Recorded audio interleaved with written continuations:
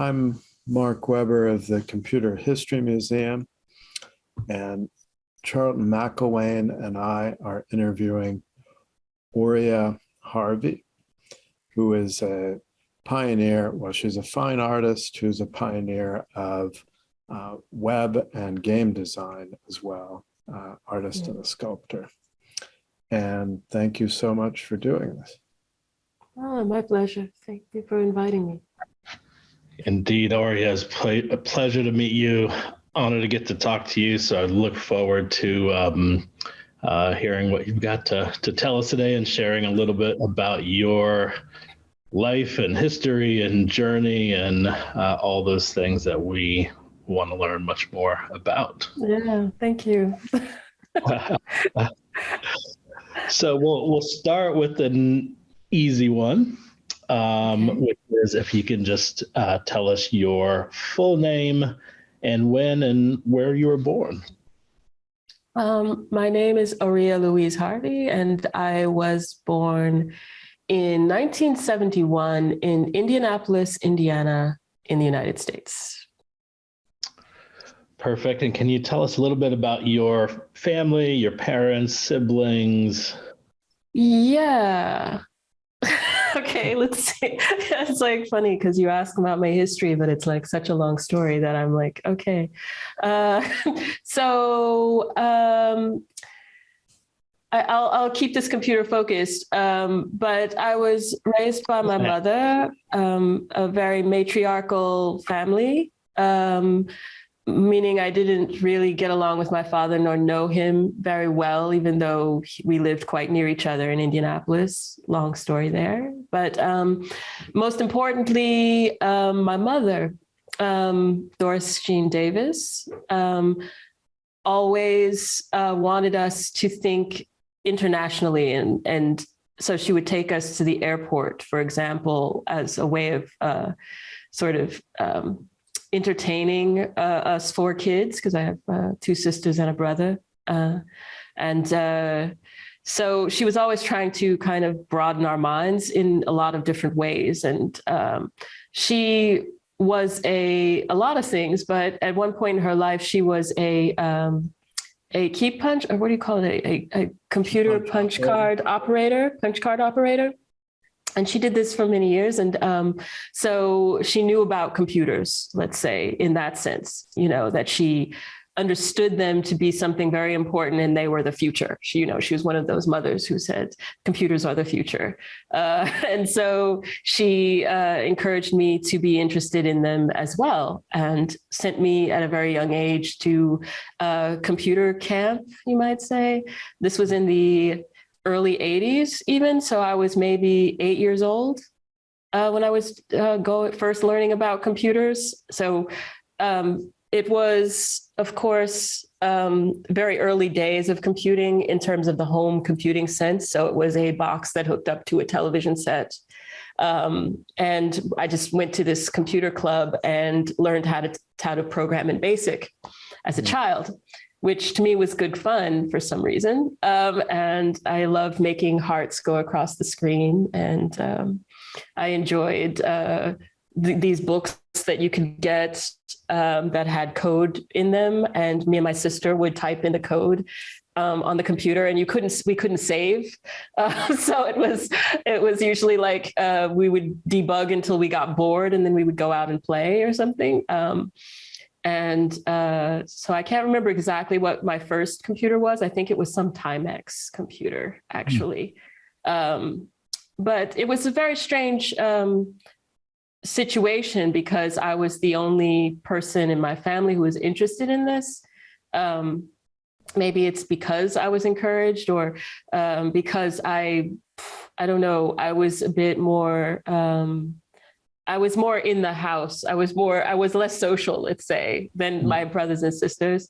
And we were in quite a poor neighborhood, I guess, also. And so my mother was in some ways trying to protect me from things all the time. And she was extremely protective of me in ways that she wasn't protective of my brothers and sisters, let's say, which was annoying to me. But but at the same time, I understand now as an adult why she did that.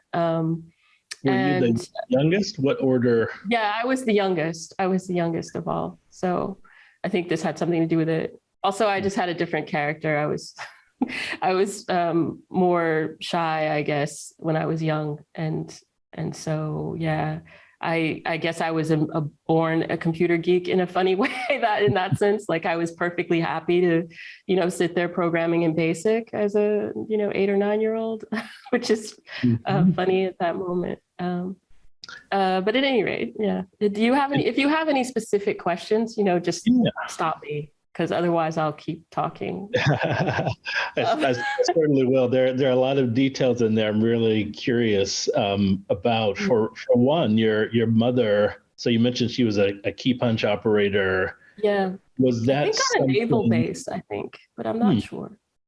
I was going to ask you, where did she come about that? Was that a function of just the job that she held, or had she had some interest? I think it was just a job that she had. Mm-hmm. But funny enough, and this will come up later, it led to her lifelong interest in computing also. So my mother was a jazz singer. She was, in her heart, she was very much an artist, a singer. She had various bands throughout her life, singing jazz in clubs and restaurants and things like that. She even went on tour at a certain point when she was younger.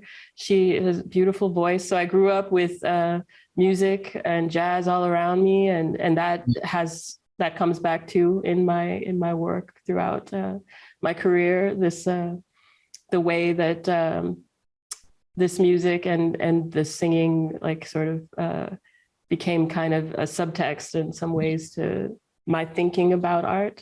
So it sounds like from very young, then you've got all of these sort of makings of what ends up being your future, kind of right there, the computing, the thinking about the international and where that could take you, the artistic, whether it's singing and the jazz. It seems like that was very formative early, and then just sort of blossomed. She had a very formative, very important record collection. I think now I wish she still had all those records. But anyway, yeah, it's like, I think looking at them, looking at record covers, all this sort of stuff also, it's like gave me this kind of multimedia view of art in a funny way. Like, also because, when you have 4 kids, you're always trying to entertain them. So like I said, she'd do things like take us to the airport. At the time in Indianapolis, the Indianapolis Museum of Art was free. It really broke my heart when they started charging admission, because the museum was free, she would also take us to the art museum, just something to do. But I had a real fascination for, like, Chinese ceramics, or like, I don't know, just whatever was there. I was always really into everything, and I would go to the library and I would look things up and, like, things like this. So she was a great mom. She is a great mom, let's say. She still lives. So that's great. That's great. Were you specifically interested in art? Or, sorry, Charlton, if you're going to. No, go ahead. I was specifically interested in art, but I didn't realize it in a way. You know what I mean? It was very things like, if there would be a drawing contest in school, that if I didn't win, I'd be really upset. Or because I wanted to be the best one who could draw the best or something, and like funny things like this is what I remember of. I didn't really want to be an artist until I became a teenager, but this is maybe we'll get to it. Definitely. Because what happened with the computer, my mother, since I loved it so much, she got me a VIC-20. A Commodore VIC-20. And of course, I can't recall the year, but it was right when the VIC-20 came out. She must have saved up for it for a long time, and ready for it to come out, and got it for me for Christmas. And I believe she got me 2 games with that, but I'm not sure. What is for sure is eventually I ended up having the tape deck, so that you could record your programs onto cassette. And I had games on cassette, which were text adventure games, right. The text adventures definitely came first. There was Voodoo Castle, and what was the other one? Oh, Voodoo Castle and oh, I can't remember it. But at any rate, Voodoo Castle was the first game I ever beat. And I was so happy. I could not have been more than 9 years old. I finished the game and I just went running through the house. I finished it. Like I was so psyched. It took me a long time too, because it was difficult, for a child anyways. Indeed. And I'm guessing you mentioned your siblings, probably not any of your classmates in school, etc., that were doing this. I knew no one. Only the other kids in the computer club. I mean, it was a computer club. So, I'd go on the weekends, I'd go on Saturdays or something, and we would learn different things. There was someone who would teach us different things about BASIC and other things about how computers worked and stuff like that. But there was nothing. No one else, not at school, obviously, and not anywhere else other than that. But this was the time of arcades also. So let's talk about that for a minute. There was tons of arcade games going on in the early mid 80s. So people knew what computers were in that sense. And so in that respect, there were TV shows. There were lots of TV shows in America about games specifically, but computers in general, So it was a topic out in the, in society and stuff. It wasn't too strange to have an interest in computers at that moment.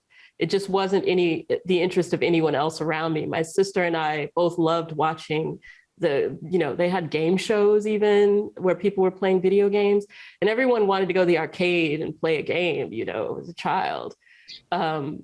But we weren't allowed to do that very much because that was a waste of money, obviously. And if you didn't have a lot of money, I mean, we would sometimes, if we were going to a movie, my mother would do something special, like treat us to a movie, going out to the cinema.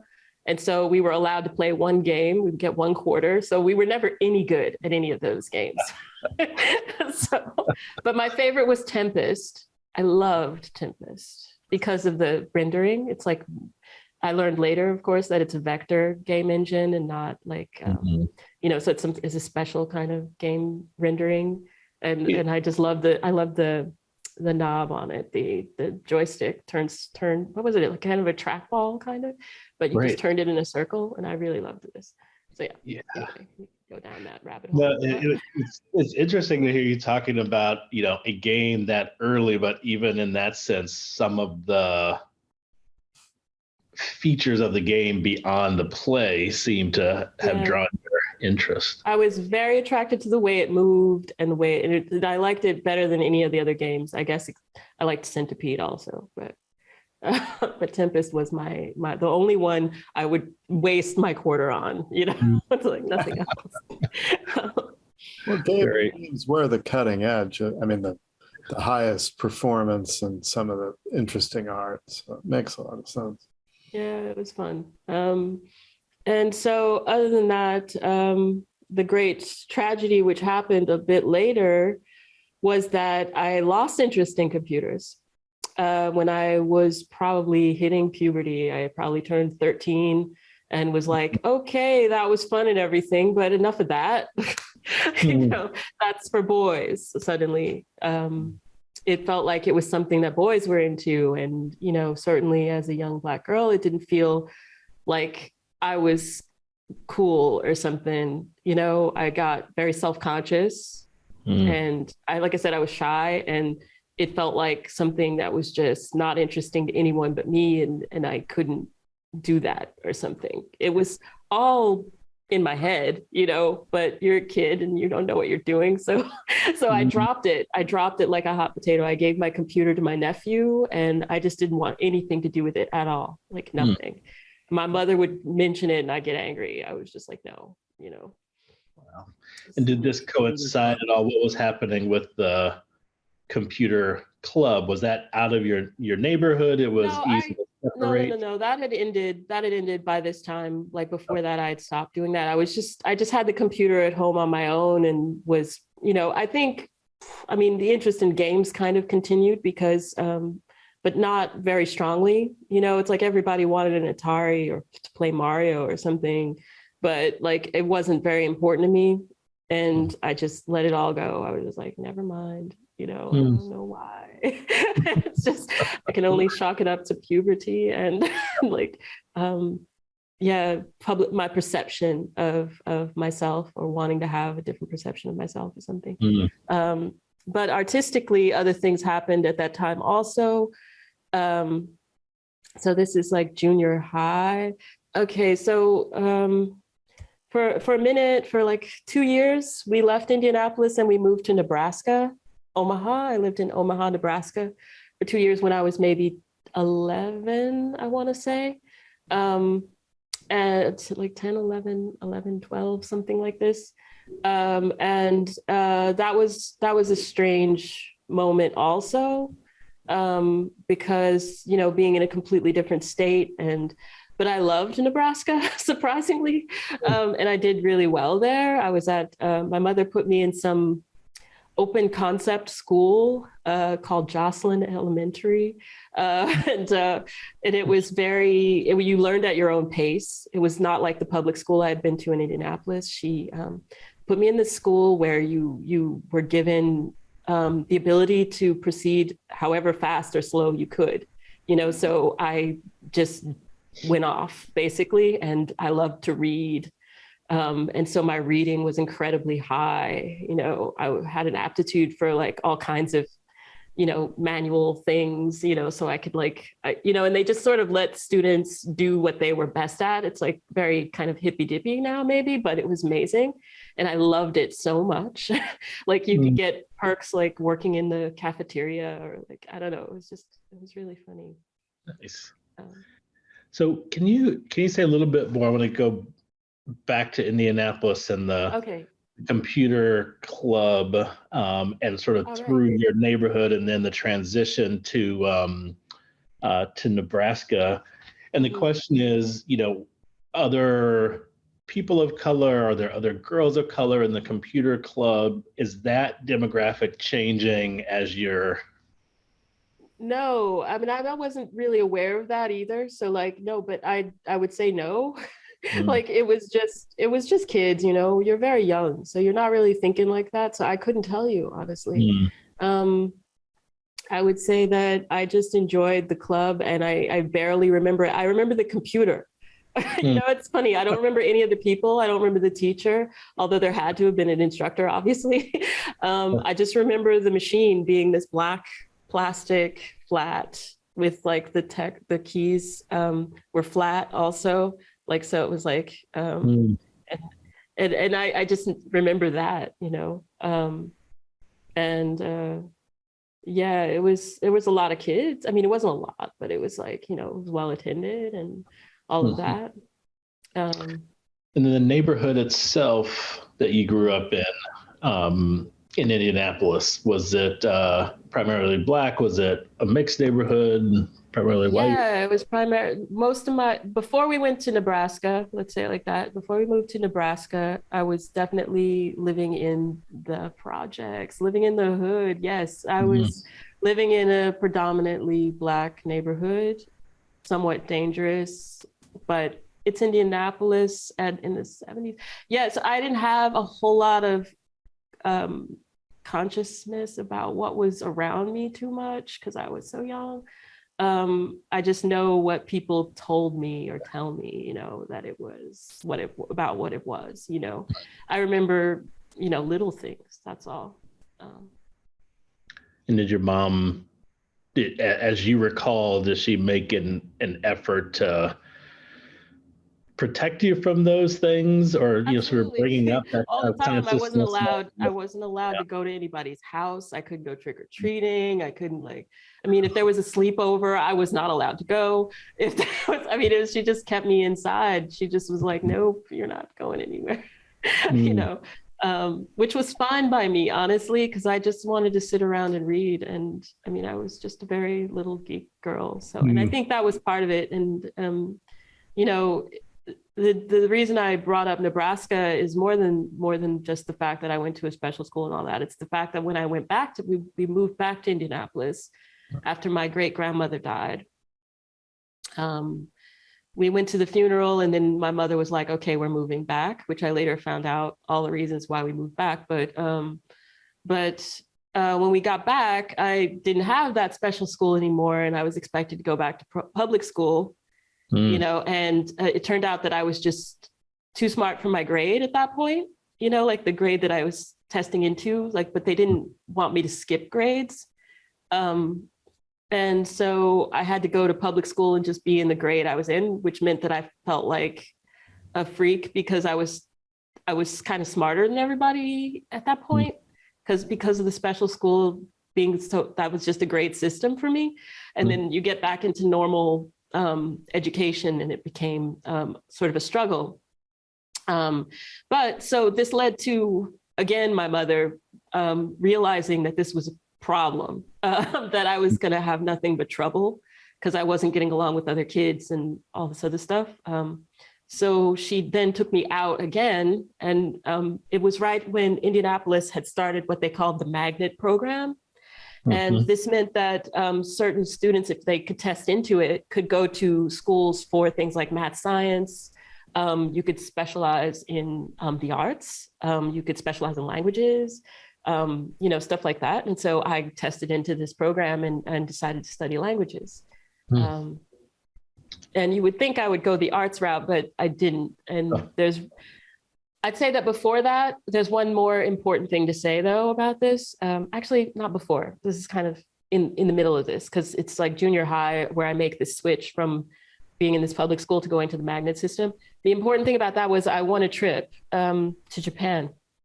Oh, wow. My art teacher told us about this contest that was given by the Asia Society in New York and TDK in Japan. And they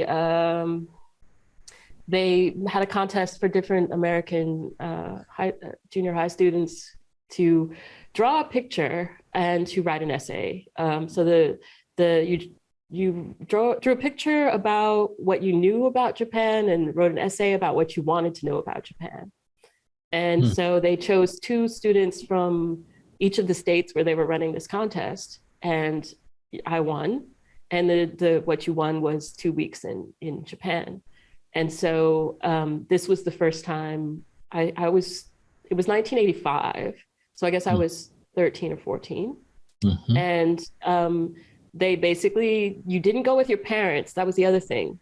You went with your art teacher, since this was through an art class, and at the magnet school. So anyway, so I took my art teacher to Japan, but you were there with like the whole group of kids and all their art teachers and all the guides and like all the stuff. And you were basically given an artistic tour of Japan. Like, so we went to, where they dye cloth in a special way, or we learned calligraphy and we learned ikebana. I had already been studying Japanese for 2 years by that time because I went into the languages program.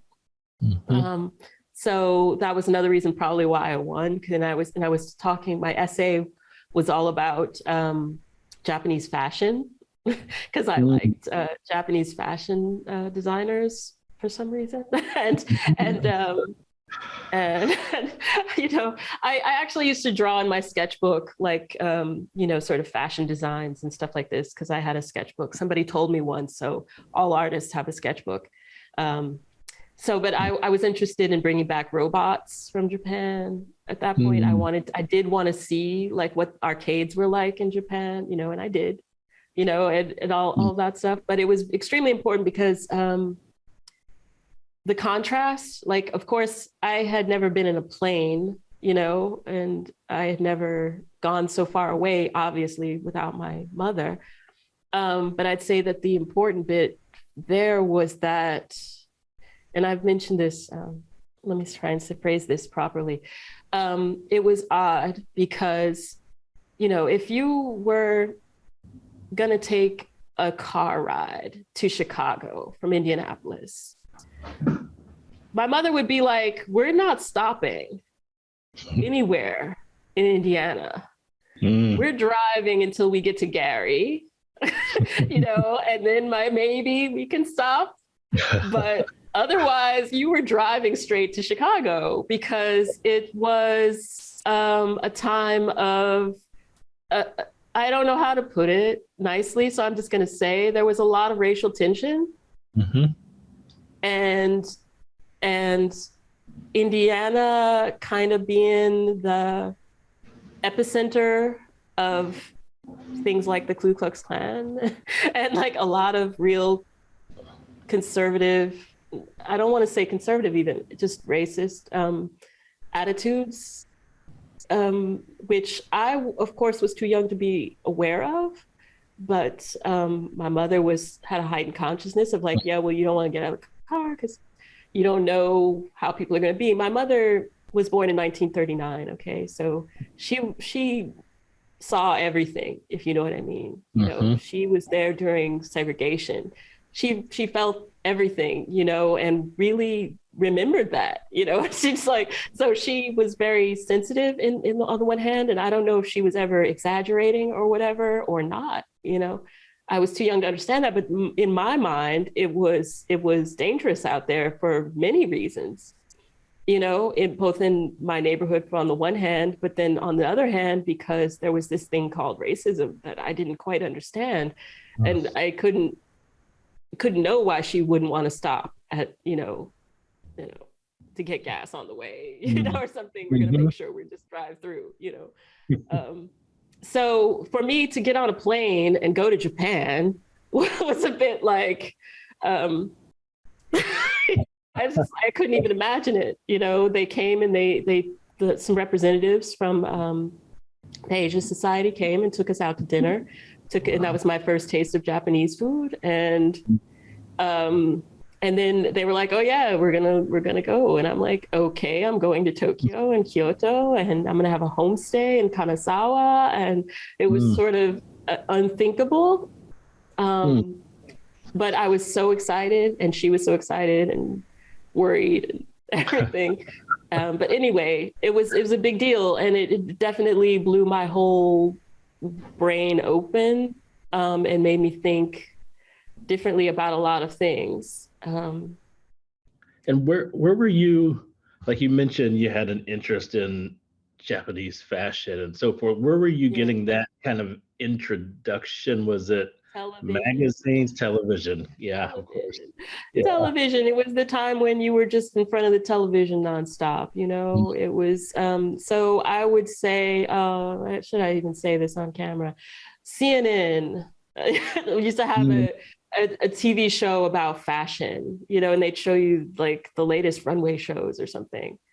Like, and I would see this, you know, and so I just noticed that I really liked the Japanese fashion designers. So I would look at magazines, you know, and I would see the fashion and I'd be like, oh, that's really interesting. Like, you know, and I would draw from the magazines and stuff like you do when you're a young girl. And yeah, so I definitely was a real interest. And so when we were there, I went to all the secondhand kimono shops and, you know, looked at the fabric and like, you know, tried to understand like, you know, how people dressed there and, you know, just other teenagers. And it was so much fun in that respect. Like the students, the young kids would get dressed up like they'd wear a uniform all week, and then in the weekend they would go to the park and get all dressed up, and it was really cool to witness all that. Of course, the downside of it was that while I was there, I was literally like pointed at in the street, like you know, like you know, because I was very, very tall. As a child, I got tall really fast. So I was very tall and I was skinny, extremely skinny, you know. And so I must have looked very odd to them, you know, at that time. They didn't see a lot of Black people. And, you know, and so I was made to feel very special indeed. But we all were. I mean, the whole group of us kids, you know. We went to you know, schools there to see other kids our age, and they would mob us because they gave us cards with our names on it, spelled in Japanese characters, and we would give it to the kids so that they could pronounce our names and stuff. And yeah, it was quite a thing, you know. And so even though it was new and they were fascinated by you as someone very unique and different. You didn't have that sense of what you were experiencing in Indianapolis in terms of the surroundings and the dangers. It was different. Yeah. It was different, but I'd say I learned the difference between me and other people on that other. Yeah, I'd say it was filled with ups and downs that one would expect of young teenagers all together in a foreign country. I mean, you made friends, you made enemies, we went to go see, what was it, Mad Max or something, Beyond Thunderdome in the theater. We went to, I don't know, we did all kinds of things you would expect young kids to want to do, including going shopping and, all that sort of stuff. And I got my robots and brought them home, along with a bunch of other things, gifts that people had given me. And it was really cool. And so what happens when you get back? You're 15, and I think, probably some of this, as you mentioned earlier, your artistic sensibilities are starting to come into play and consciousness a little bit more, or no? A little bit, but only in the standpoint of I was very serious about my sketchbooks, and I always have been, so I was always drawing things, and that really got more intensified when I got back.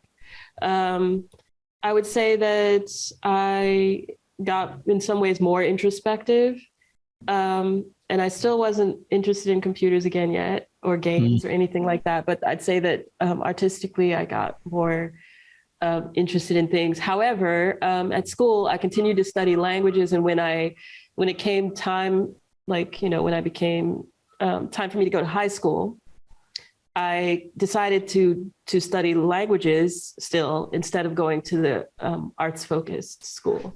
And I still don't regret that. I still wonder at that in a way, that was a funny choice.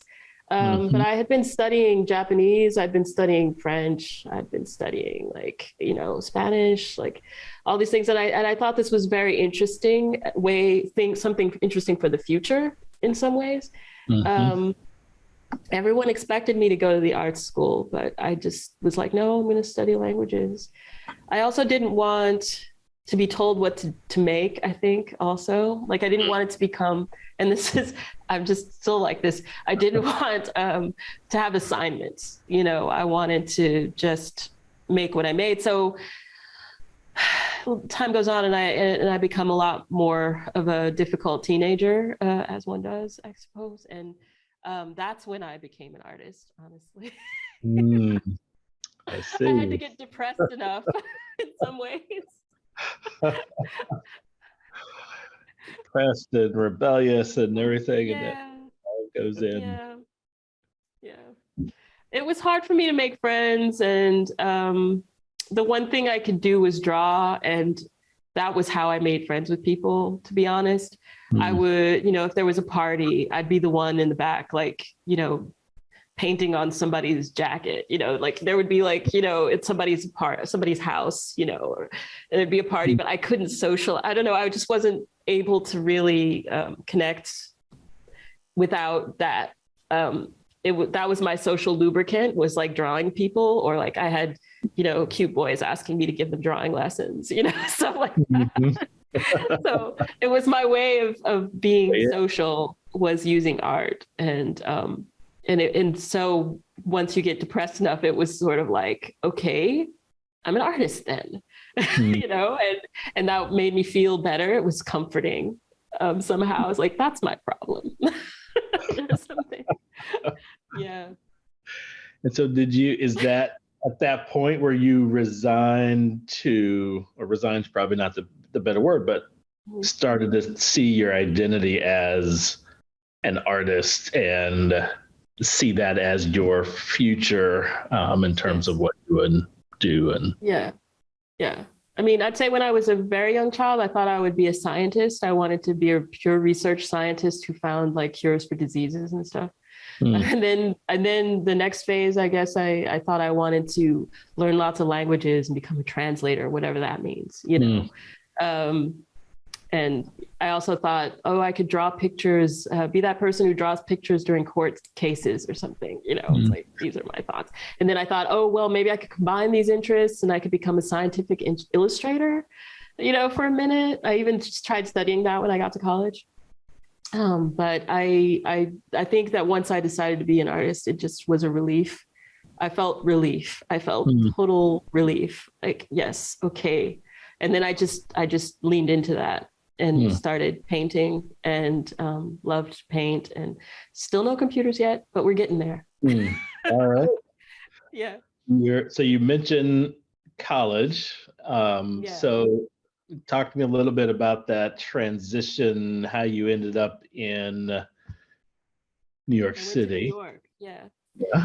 How I ended up in New York, went to a portfolio review day in Chicago at the School of the Art Institute, and there were all the colleges and representatives to look at portfolios, and I met, of all people, Tim Gunn was representing Parsons School of Design, and I showed him my portfolio, which then was very fashion heavy and very illustration-y. And I asked him, I said, do you think I could get into Parsons?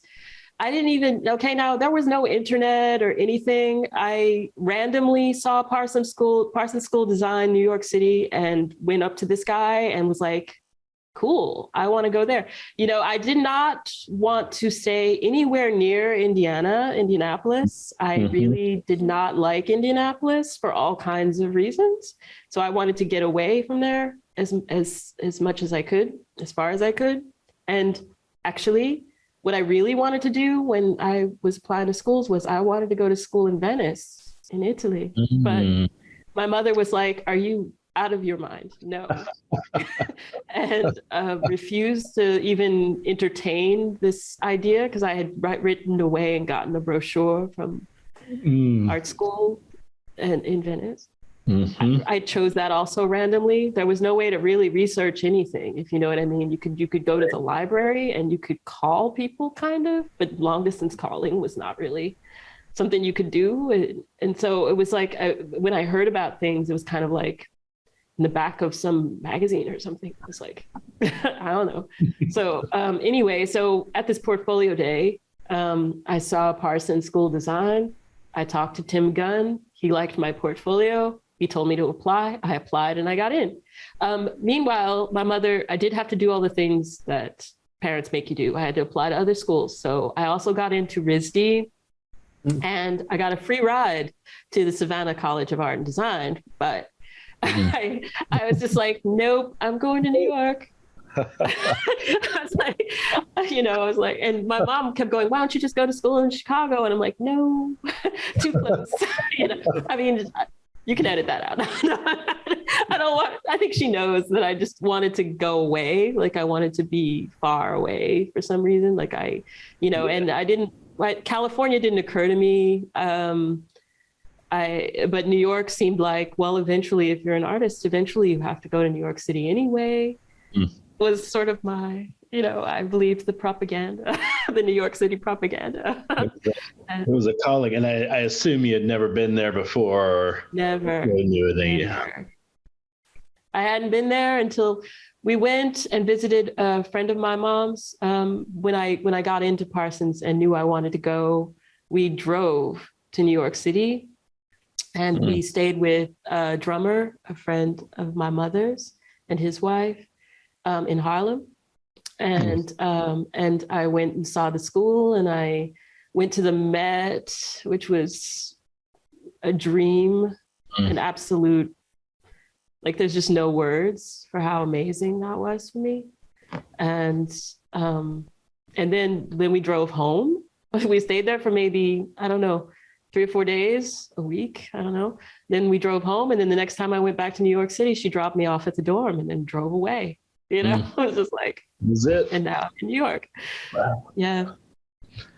And so when you started Parsons, did you, have you had your sort of sensibilities as an artist developed enough that you entered with kind of a sense or philosophy of art or who you were as an artist or saw yourself being as an artist, or were you kind of just open to being in this place? And I was open because I knew that I didn't know anything, but at the same time, I had my ways, you know. I was very into painting. So I immediately started painting portraits of people in my style. You know, it was lots of color, very realistic though, you know, and people were impressed, slash jealous enough to make me feel shitty about it. Sorry, I should curse. Jealous enough to make me feel like, I don't know, like I should question it or something. Or also, this was the late 80s now. So we're like in 1989. Yeah, 1989. And New York City in 1989, nobody was painting. At least this is what everybody was telling me. Nobody's painting, you know. It was in some ways, you know, it was Keith Haring. It was the tail end of Warhol. It was, I mean, the rise of Jeff Koons, you know what I mean? It was very different, you know. It's like, so I had to sort of learn a lot about what contemporary art was. But I really liked traditional painting. I loved the old masters. You know, I was very stuck in my ways of wanting to make very beautiful, realistic portraits of people, let's say, you know, and that's what I did. And then I got kind of attacked for it in a funny way. There's no other way to say it. I think anybody who went to art school at that time will say the same thing, that they had sort of all the beauty and the realism beaten out of them in a certain sense. And that's kind of the only way I can describe it, to be honest. And so I was in some ways encouraged / pressured to look towards other ways of working, which I guess is supposed to be what art school is, right? I mean, I gave up painting entirely and started thinking about other things, which quite early on led me back to computers, because Parsons School of Design opened their computer lab that year in 1990. They had a computer lab, but it was basically like a couple DOS boxes, and it was really only used by certain, in a more academic way, like students who wanted to do stuff on a word processor or something, you know. And I think there was only like one computer that had this dial-up thing, you know, it was like an academic network. But anyway, they started a real computer lab where they had 3 PCs, 3 DOS computers that were probably running some very early DOS, but I think Windows 3.1 might have been out. I don't recall that. But the cool thing about the PCs was that they were hooked up to, they had like an early versions of a 3D program called Crystal 3D on there. And there was also Luma, which was a very early, or Lumina, I can't remember, very early painting program. But to describe it as a painting program or as a 3D program is kind of different, because it was mainly, you had to code the 3D and then you had to kind of wait overnight for it to render to a slide.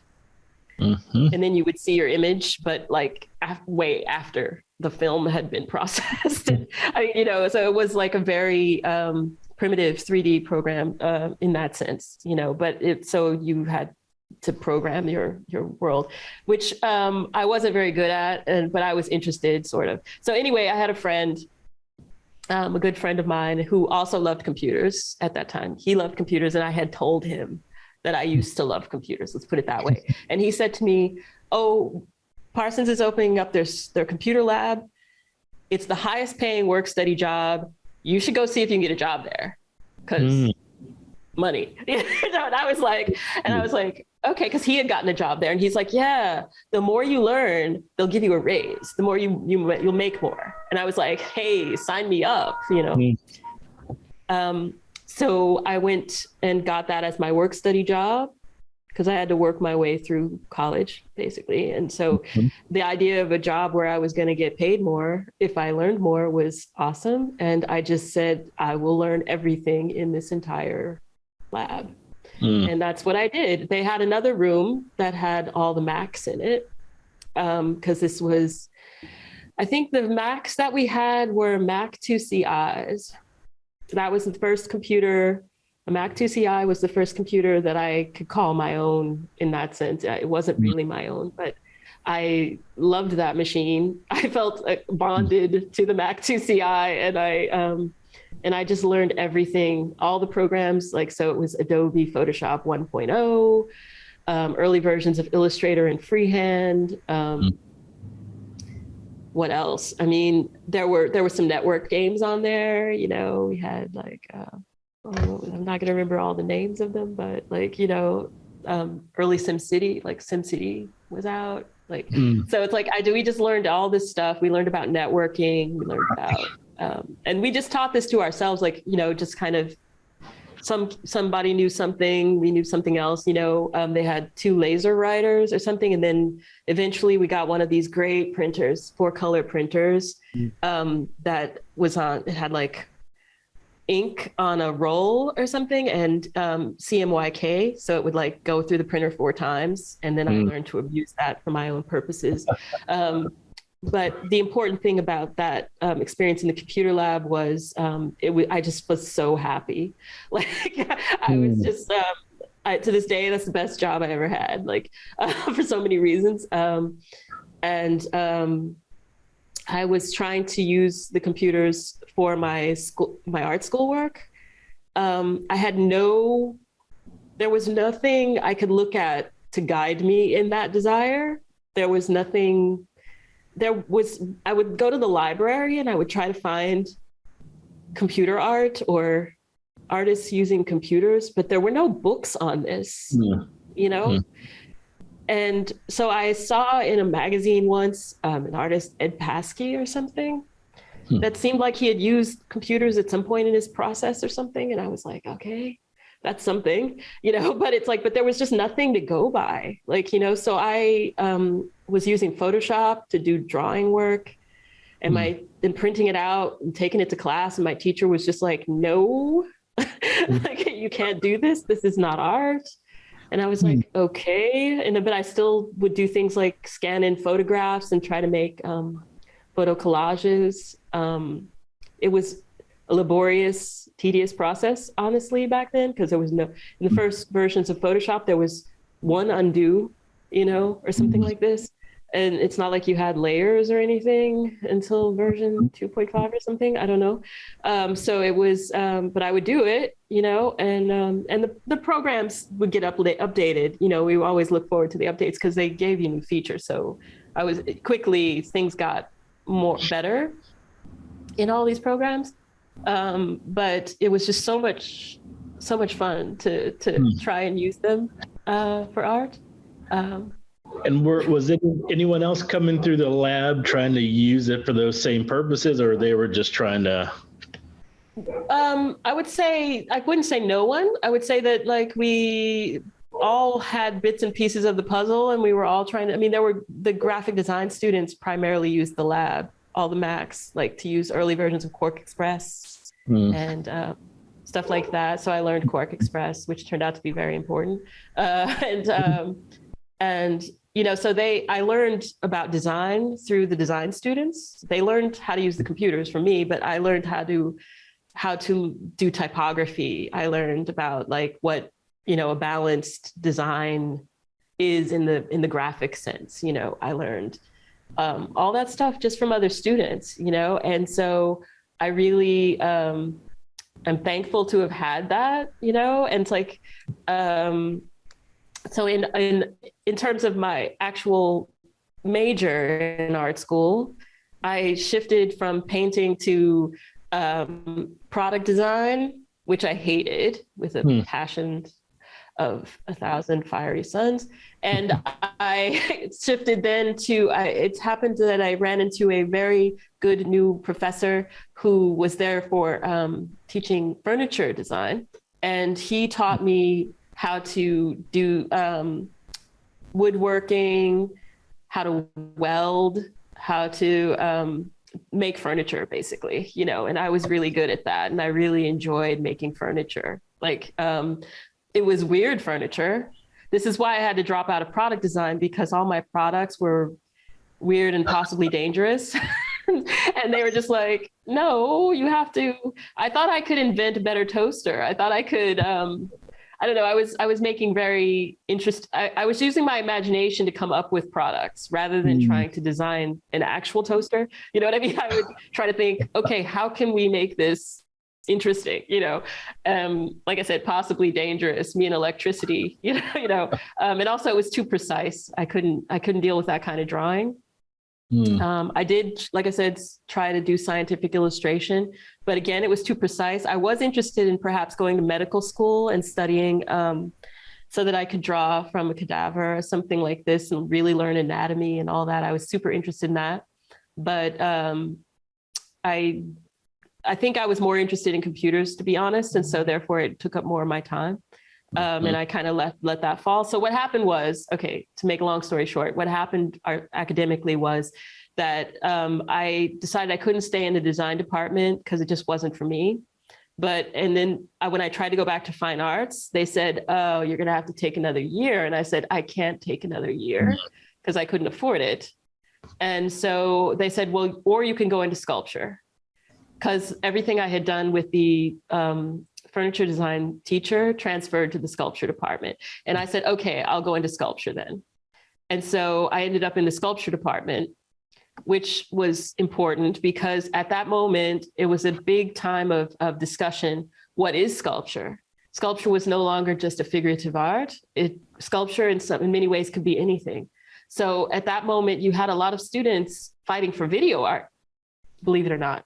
They were fighting for film or the moving image as being part of sculpture. And so I got to be the one who was like, well, what about computers then? Can we think of a way that computers are sculpture, or we can do our artwork with computer, and I was also on their side, it's like, so yeah, I did a lot of. And how did you think about computers as sculpture? What was your sort of theory of that? Well, I enjoyed making regular sculpture. I really loved like clay and wax and metals. I really enjoyed welding and all that. But I also enjoyed photography quite a lot. I'd say that was my minor, was photography. So a lot of what I did with computers to bring them into the sculptural was I would scan things in and I would find ways of outputting them. And this was not always evident because, you have your laser writer, it has a certain dot pattern. It wasn't like now where everything looks photographic. It had a certain pattern to it. And so you had to work with that or work against it. I would output things that we can go back to this printer I was telling you about with the rolls of ink.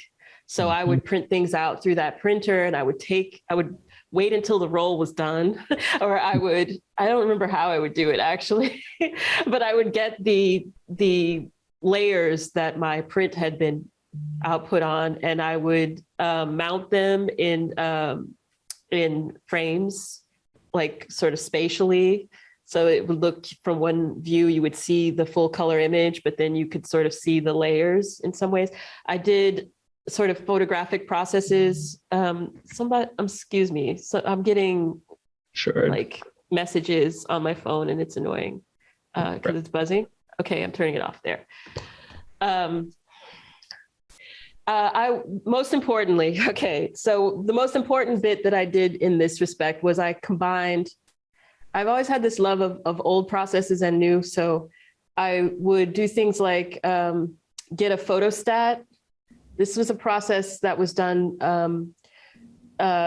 because you couldn't, how can I describe this?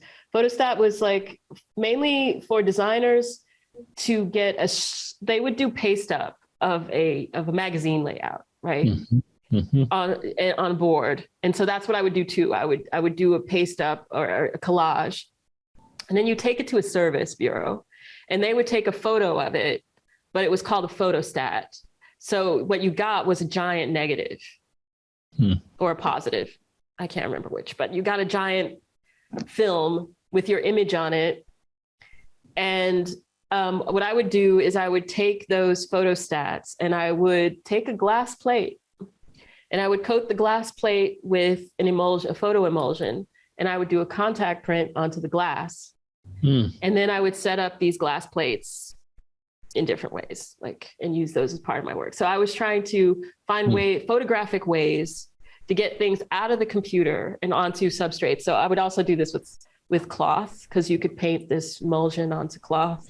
And I would, so I would find some way of making a negative any way I could to make a negative from the computer. And photostat turned out to be a great way to do that. But it was actually me manipulating images in the computer, printing them, making a collage, getting a photostat, and then finding some way of transferring that into, it was a whole process.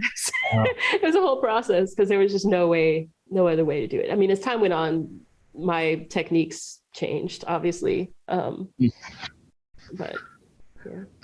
So I'll get back to the sort of chronology in a second, but I'm really sort of fascinated with this idea about sort of sculpture and your sensibility to get things out of the computer and think about things that are coded I put so many strange materials through the laser writer, the laser printer. They were getting mad at me because I was like, can I put wax paper through? I would just be, I would dip a paper in wax and then I would put it through the printer and see where it melted or where it, I caused problems, but it's and then I would make sort of sculptural collages and objects and things with these prints on it. It's to me it was just all about printing. So it wasn't about programming, I guess is what I'm trying to say, but it was about using programs in and then misusing hardware, I guess, to find ways to create what I was trying to create. It was just the only way I could think of to do it, really. And so what ended up being the outcome of that? So you're done with Parsons, you graduate. What was did you have a project that you had to do to get out and to finish? Yeah, I was on top of everything else, I was into performance art. So I actually was a performer for my professor, Leslie Dill. I did several performances for her, meaning it was her art, but I was the one who was performing, so to speak. So I did there was quite a digression into performance art, and that was my final. But okay, so my final had a few pieces to it, but I welded, I welded a kind of cage that fit exactly around me, and I wrapped myself up in red velvet, and I stood inside the cage, and then all my fellow students came in for my crit, and they didn't know that I was in there, stuff like this. But at the same time, around me in this, it was a whole installation, and it involved X-rays and things that I had scanned in and output and that were all hanging. I went through this whole phase in New York City of trying to find different materials that I could get for free and stuff. And so also, I made a giant book, which involved photographic prints and computer prints that was made out of stuff I found at an abandoned house, basically, all kinds of textures, materials, and stuff like this. But I got out of school. Let's put it like that. I made a lot of different things. Very multimedia. Yeah. Sound piece, with music boxes and these tin constructions, all kinds of stuff. And did you? So when you ended this particular moment in your life, your identity is still as an artist. The computer was a tool. You're not sort of. I wouldn't say a computer was a tool for me ever. Okay. It was more than a tool for me. It really felt like, even though it was just using programs and doing very trivial types of programming, it really felt like it was Like it even then felt like a lifestyle. It felt like, no, this is, I'm someone who uses computers. Like, I just really, really dug them. So when I graduated in, I guess, 1993, the first thing I thought was, what am I going to do for a job? Because I'm still broke. I'm a broke 22-year-old or 21-year-old, 22-year-old. And so I went and got a job. I had been working the whole time, obviously, but I was working in like a copy store and I was working at school. And so I worked at the copy store just so I'd have access to the color printer, because you could hook up there was a computer hooked up to the printer, it was like a Xerox machine, color Xerox copier. And you could print directly from the computer to the copier. So I just abused that job as well to create books. I made artist books. And that was another thing I did for my final thesis. I made a very well-received thesis book called Millions of Secrets Are Generated Every Day, as I recall. And and which was a combination of all kinds of things, images and stories, poetry, and an actual thesis.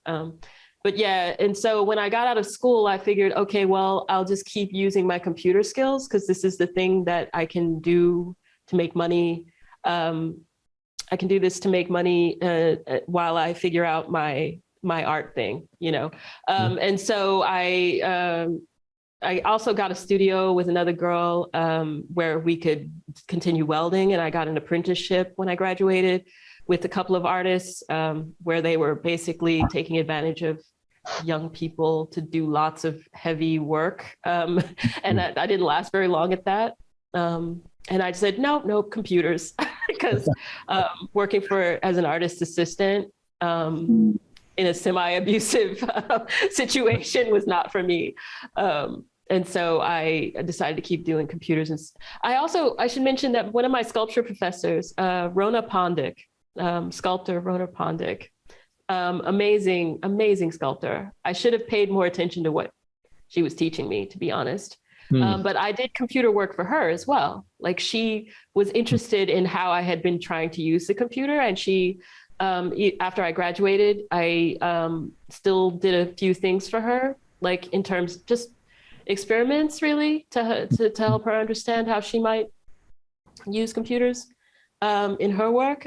But then I kind of ran away from that as well. I don't know. I was a little bit weird, and I just I think I just wanted to make my own way somehow. And I wish that I had done things differently in some ways, but in other ways I kind of understand myself. So I went off and I became a computer tutor that for hire at some awful place where I was fired.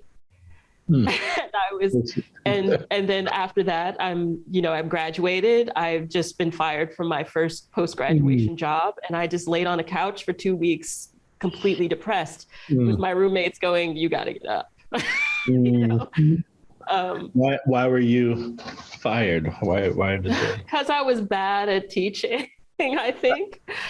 I just wasn't good in that environment. It was it was a little, I don't know how to describe it, but it wasn't a good job. Let's say it was, you were paid very little for teaching people how to use Quark Express or something, it's like, and I was just like not good at being taken advantage of, I guess. I don't know, in any of these situations.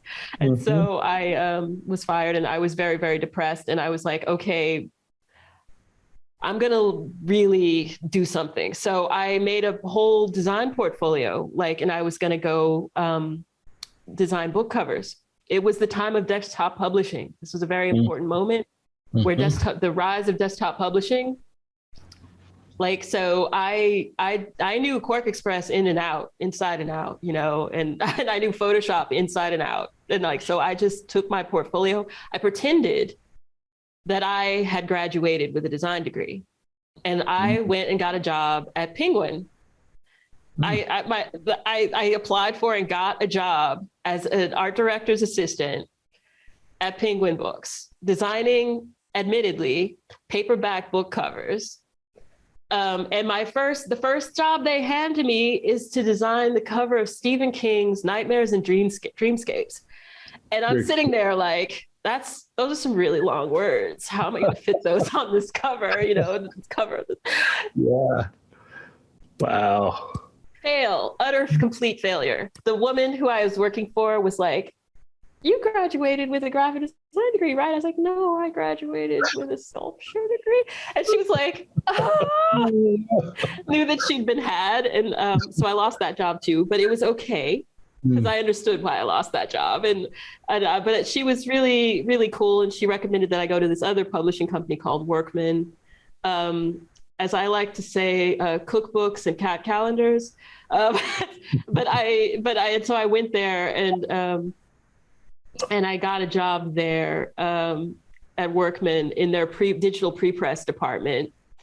And so but again, I was teaching art directors how to use computers because they were indeed still paced up, still doing all layouts for books on boards, and they would give me the boards and I would translate that into into Quark Express, right? And I was just really made for that. I was so happy there. It was like, I learned all the whole way the publishing industry worked and like how books were made and like everything. And it was awesome. I loved that job too. And so it must be around 94, 95 at this point? Yes, indeed. It was like around 90. This is like 93, 94, gets us to 94. And of course, this is the magic year, yep. 94, 95.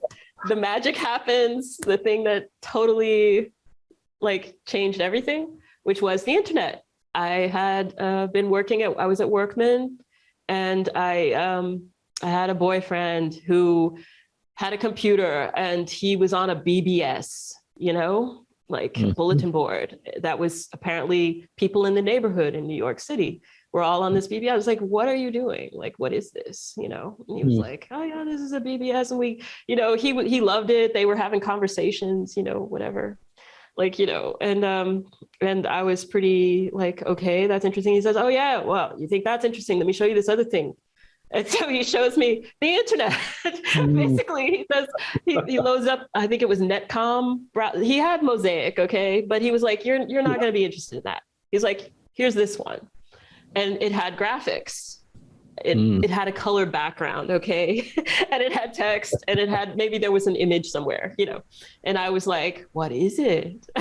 And he was like, this is the web, and there's the internet, and there's Gopher, and there's BBS, and there's Usenet. And so he sort of just like did a basic, BS explanation. And I was like, okay, but how did they make that page? And he's like, well, there's this language called HTML. And I was like, how do you do it? And he's like, I don't know. And I was like, well, let me look, and we looked at it together, and I was like, this is easy, And I was like, and so I was like, how do we do this? And so we sat there and we figured out how to do it. Okay, let me also preface this. Let me rewind slightly and talk about my mother again, because you guys wanted the details. I mean, it's gonna take a while, but my mother was already on like, what was it called? There was AOL, and there was the one that was before that. What was it? CompuServe. CompuServe. Prodigy, Delphi. Yeah. I think it was CompuServe. My mother was already on this. I told her about the BBS and the internet and Usenet, and she was like, oh yeah. She's like, yeah, I'm on AOL. Like, I read the news. I get my weather. I'm like, what? She already was on this, and she probably had told me about it, and I was just like, nah, She was already all over it, like, So anyway, so I was telling her about HTML. She didn't know HTML and all that, but like, yeah. So anyway, I told her that I was interested in this, and she was really happy that I was interested in computers again, because she told me about AOL or whatever, CompuServe or whatever she was on, and how interesting it was and how she liked it. And I was just like, okay, my mom was online before I was, and so anyway, as soon as I saw the internet, it couldn't have been 2 days later, I quit my job. Because a friend told me, a friend told me, oh yeah, if you know HTML, you can get a job. You can work temp jobs, basically. At this moment, ad agencies, we're paying like $55 an hour. Just to code HTML. Like, so I went to a temp agency and I said, oh yeah, I know computers. I know HTML, like, I mean, basically I just had it all written down on a piece of paper and like took that to work with me. And like, they would give you whatever, design, or they would give you text or whatever. And they say, make an HTML page out of this. And here's the colors or something. And like, you got paid $55 an hour to do this. Oh, anyway, to this day, I'm just like, wow, And so I worked for this temp agency, and I worked at every ad agency in New York, probably doing all kinds of things. Also photo retouching in Photoshop, like for billboards and stuff. Like, and you could just, I'd work the night shift, weekends, and you get double, triple time. Like, wow. It was so awesome. It was like amazing. So it was like, I really enjoyed that. Let's keep saying that. Life started again in New York City. What the? Yeah, it was about like I got the New York City cheat code. It was just like, okay, so this is how you can live in New York City, because before that it was very hand to mouth, I loved the job at Workman, but it was, just a job that one would expect a young person to have, I guess. And suddenly I had a job that I could live from, and it was just really amazing. And I mean, so all this time I'm not making any art though. It's like, all right, I started out like I said, I had a little studio with a friend, and I got in a show with my glass photograph works at some point. But then after I really started doing the desktop publishing thing, I kind of just let it go a little bit. I drew. I did have one other show of some drawings somewhere, but like mostly I was just off in computer land. And especially after I discovered the internet, I was like, this is all I want to be doing. And I just really loved everything about the internet. Like, I don't know why. It was just, and I mean, part of it was meeting people that you couldn't meet in the real world. Like, I have a friend who lives in Japan that I think we started emailing each other in 1996 or something, and I still know the guy. It's like, I met a guy online in London, and then I went to London eventually, and I met him, and it was like, that was the first time I met somebody that I had met online, I think. And like, that was really, it was just unlike anything else. And so where did you hang out online? There was no real hanging out. It was more like it was surfing, right?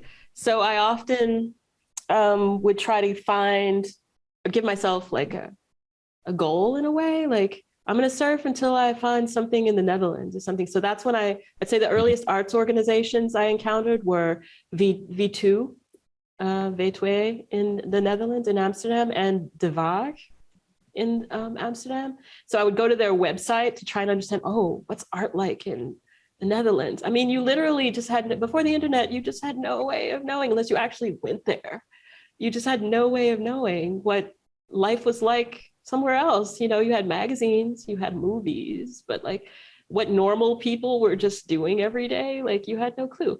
And so I enjoyed looking at academic websites, also like learning about like, I don't know, theories about cellular automata, or like, I remember being fascinated by generative algorithms and all kinds of stuff. Like, and you could find out about these things all of a sudden outside of a library. It was just, you could just go looking for information one way or another. And usually there was Yahoo, but I don't think there were any other real search engines. So it's like, it was links. I miss those days in a lot of ways. I could wax nostalgic for links. Yes, indeed. The magic of getting around the web. So what was, at this time, you're in the internet's serving your own personal purposes and learning and really engaging new things. And then at the same time, it's your work and you're creating for folks. How did those two things sort of mix together, as it were? It happened pretty quickly that I wanted my own website, and so my boyfriend at the time got server space one way or another.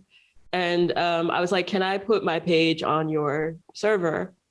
And it was super cool back then, because if you were on a server, you were literally there was no fear of hacking, really. So like you would go to the server, FTP into the server, and you could see everybody's folders.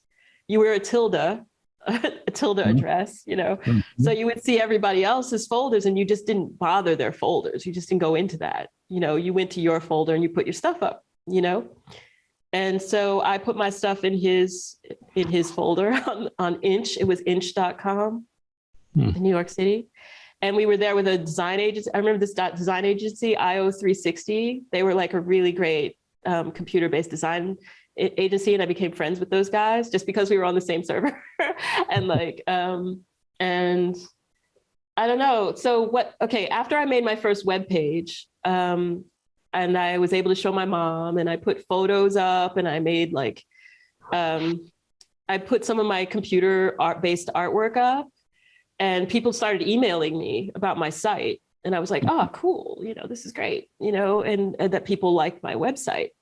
That really meant something to you back then, And so then and I'd say it was 1996 when I really went off and got my own domain, which was entropyh.com.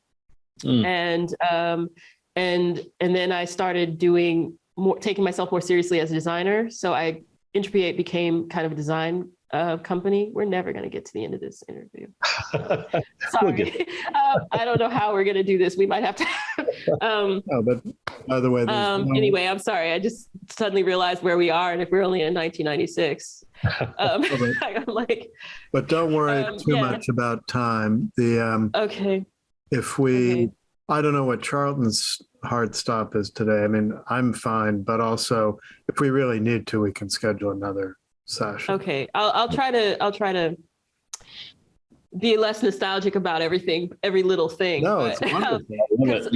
Because we're getting to the sort of it accelerates at this point anyway. Because what happened was I decided to I got a more steady job at an ad agency called Poppy Tyson. As soon as I signed the contract for the full-time job, I realized it was a mistake because people kept asking me to design websites for them. After I started entropy8.com, this site, I put sort of my heart and soul into making it like this really beautiful website. I had a callous disregard for people's dial-up modems and put big JPEGs up and, stuff like this. And people kept asking me to make their website. And so I was working at this ad agency and I hated it kind of. And I signed this contract with them for the money, basically. And then I was like, why did I do that? I should just make websites. So I quit, I quit. My mother was just like, oh, and I was like, no, trust me. So when people would ask me to make their website, I'd do it basically. And so I just had a little design agency in my apartment where I was making websites for people, whoever asked, basically, and I would get paid for that. And at first it didn't bring in much, but then gradually it got to be sustainable, honestly. And mainly because my style was really flamboyant and I did a lot of interesting things with GIFs, sort of integrating them into the overall image of the page and like doing some early things that now we would do with CSS, I would just figure out ways of doing, let's say. And so I would I got the attention of a lot of people in entertainment industry. So I worked with a lot of independent filmmakers. And then for example, I started working with, I'm not going to remember, but there are a lot of the places in New York City that I worked with, but for things like sort of Broadway shows or I want to say. But then I started working with Virgin Records at that point also, because a guy there saw my website and was like, will you design the website for Janet Jackson? And I said, yes. And so I submitted some designs to this.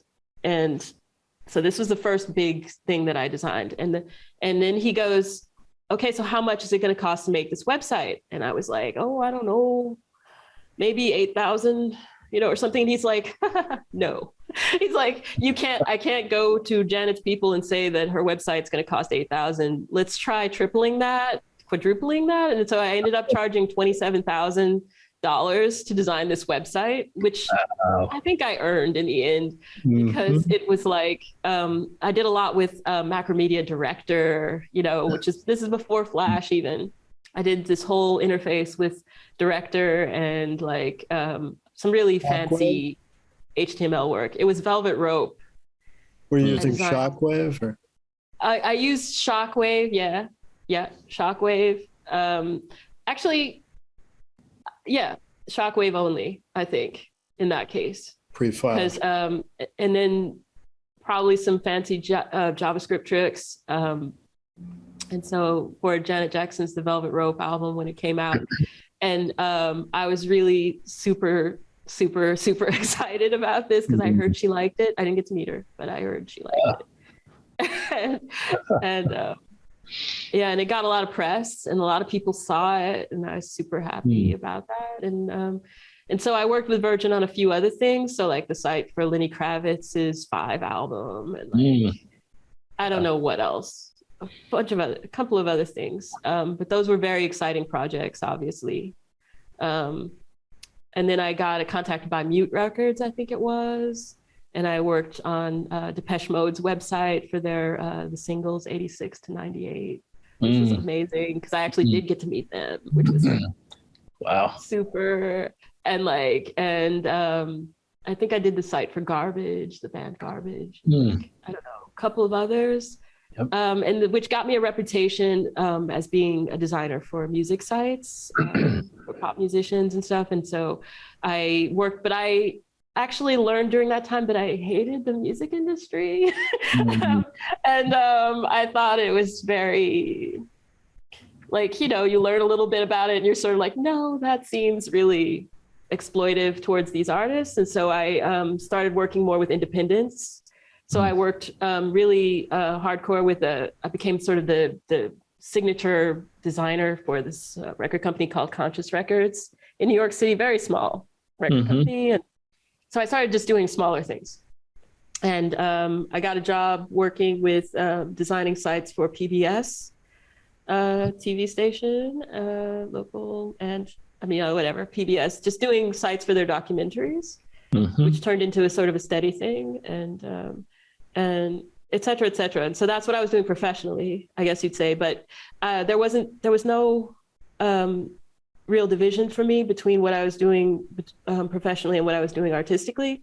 So I was also involved in early net art, which the net art scene was very international and very underground, you might say. Like, you ask people now what was net art, and maybe they don't have a consciousness about it, but it was basically just artists using the browser to create work that was not like just a picture of something that they made, but that was making artwork with the browser itself. So this was a whole other era. Yeah. And so, go ahead, Marc. I was just going to ask, how did you choose Entropy 8? And I see your email was chaos@Entropy 8. Yeah, chaos@Entropy 8. Yeah. What did the name mean?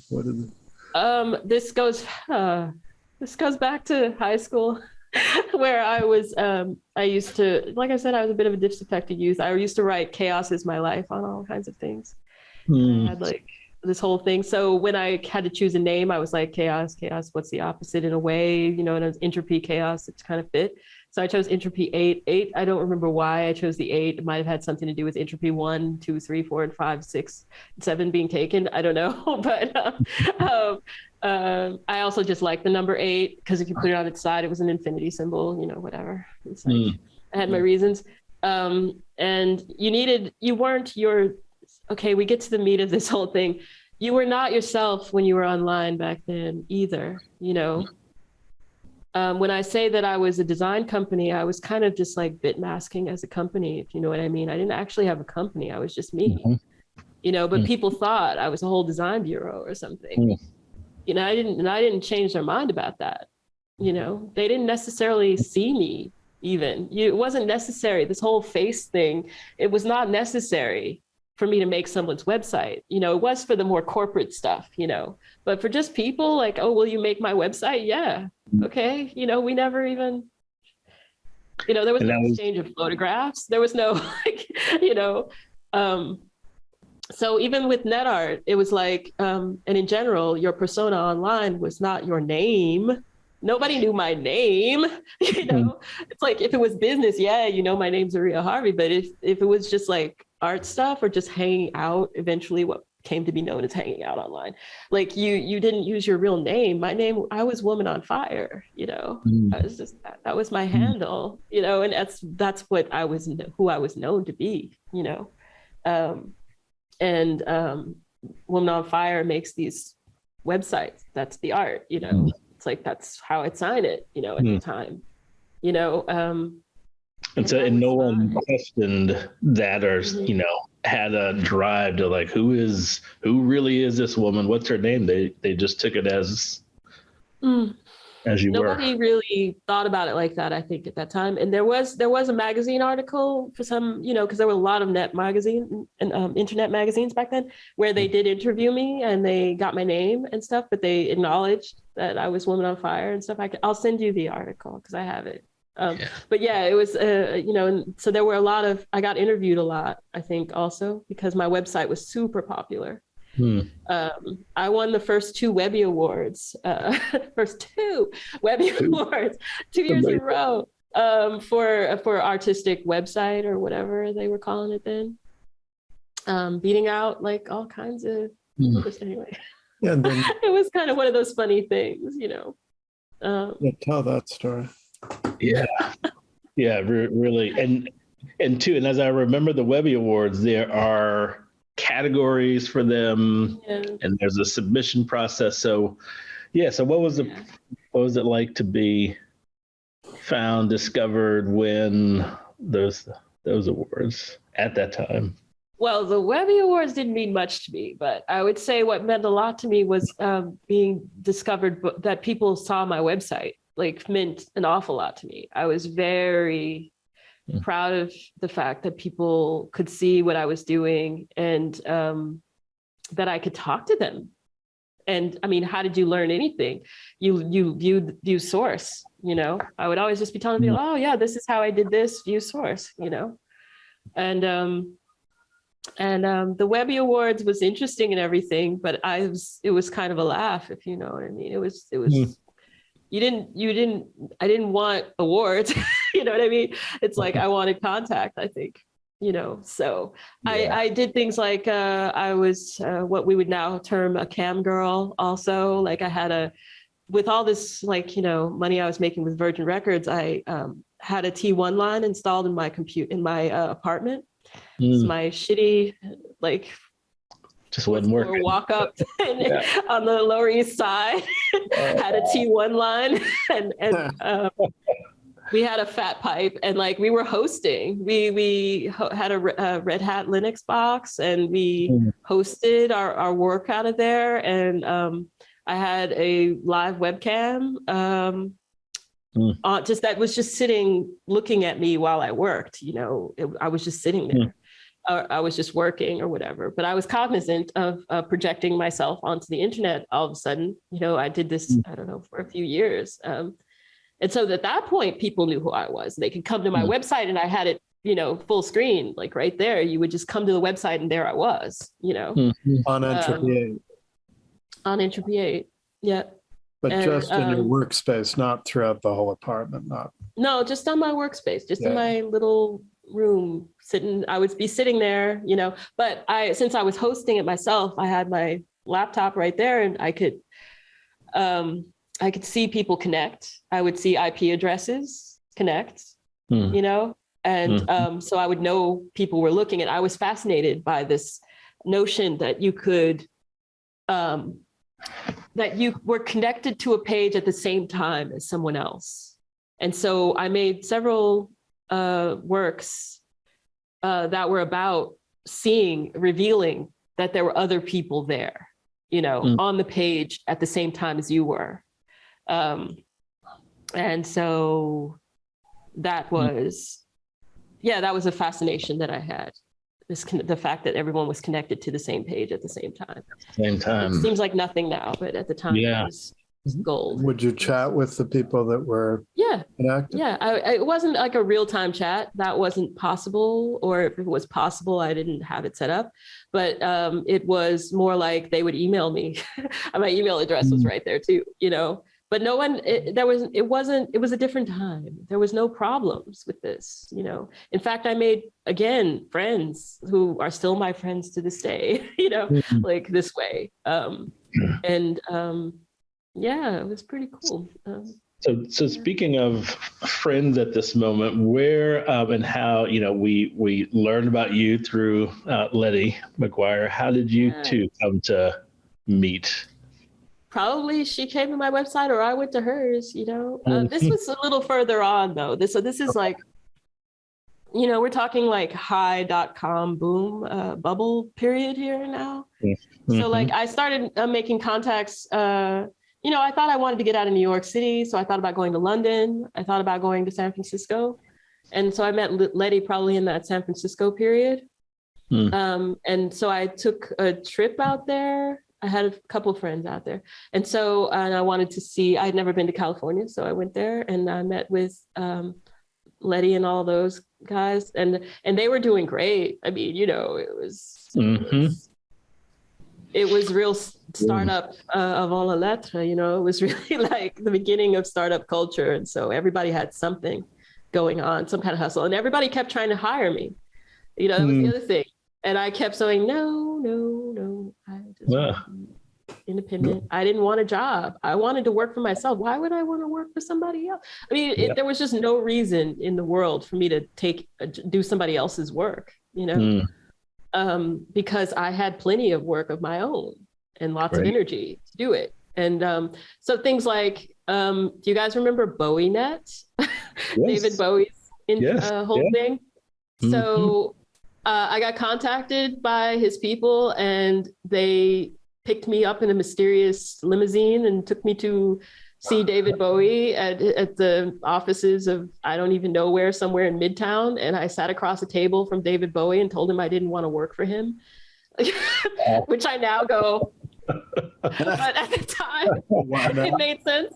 He wanted to hire you, not freelance. Yeah, he wanted to hire me. Oh, okay. For when he was starting up BowieNet, and I looked into his eyes and told him I wanted to remain independent, which he respected. It was two colored eyes. Yes. Can I tell you, it was difficult. It was so difficult. Anyway, yeah. And I felt, but in that moment, I just felt like I was still very young. You're 25. You have your own thing going and it's going strong. You have no concept of it ever ending, So it was just like, why do I want to work for somebody else? Even you, David. Even you, although it was amazing. And afterwards I kind of half fainted and everything, but it was still pretty cool. It was still like that part was in me, that notion that I needed to be my own person, my own thing, do my own work, because since I wasn't making artwork, this was my, I wasn't making artwork in the traditional sense. And the artwork that I was making online was not appreciated as such yet. This is a whole other conversation that we'll get into in a minute, but yeah, it's like, so it felt like I needed to remain independent. This was just, good. I was going to ask, in this moment, I have to imagine having all the skills that you had that were very valuable, but many people didn't have, being a Black woman in this space. How did that all sort of contribute to that moment of seeing yourself with high value, wanting to be independent, seeing who else was around at the time or who wasn't around at the time? Yeah. how did that sort of play into? It was just the whole vibe. I mean, like a lot of people, of course, I knew a lot of other people who were making websites and making their own way this way, and so I had friends who were doing similar things that I was doing, either on the art side or on the design side. And there was this feeling at that moment that it was an important thing to be doing, number one. I remember the first time I saw a URL on TV, on a commercial. And it was when I was still working at Poppy Tyson. So it was one of our clients. I think it was Firestone or something. And there was they had the commercial, and during some big race, the commercial, and then they put the URL that we had designed at the art ad agency. And I was like, wow, stuff like this, and then Windows 95 came out in 95 when Windows 95 happened. And then they had, it was just like this whole moment of like computers being important. And then later, when the internet started to become more widespread, it felt like a very important thing to be building, and it also felt like artistically, it felt like this is where I was sort of like, this is the future, this is the convergence of art and technology, was something that I thought was freeing. And that feeling was a bit,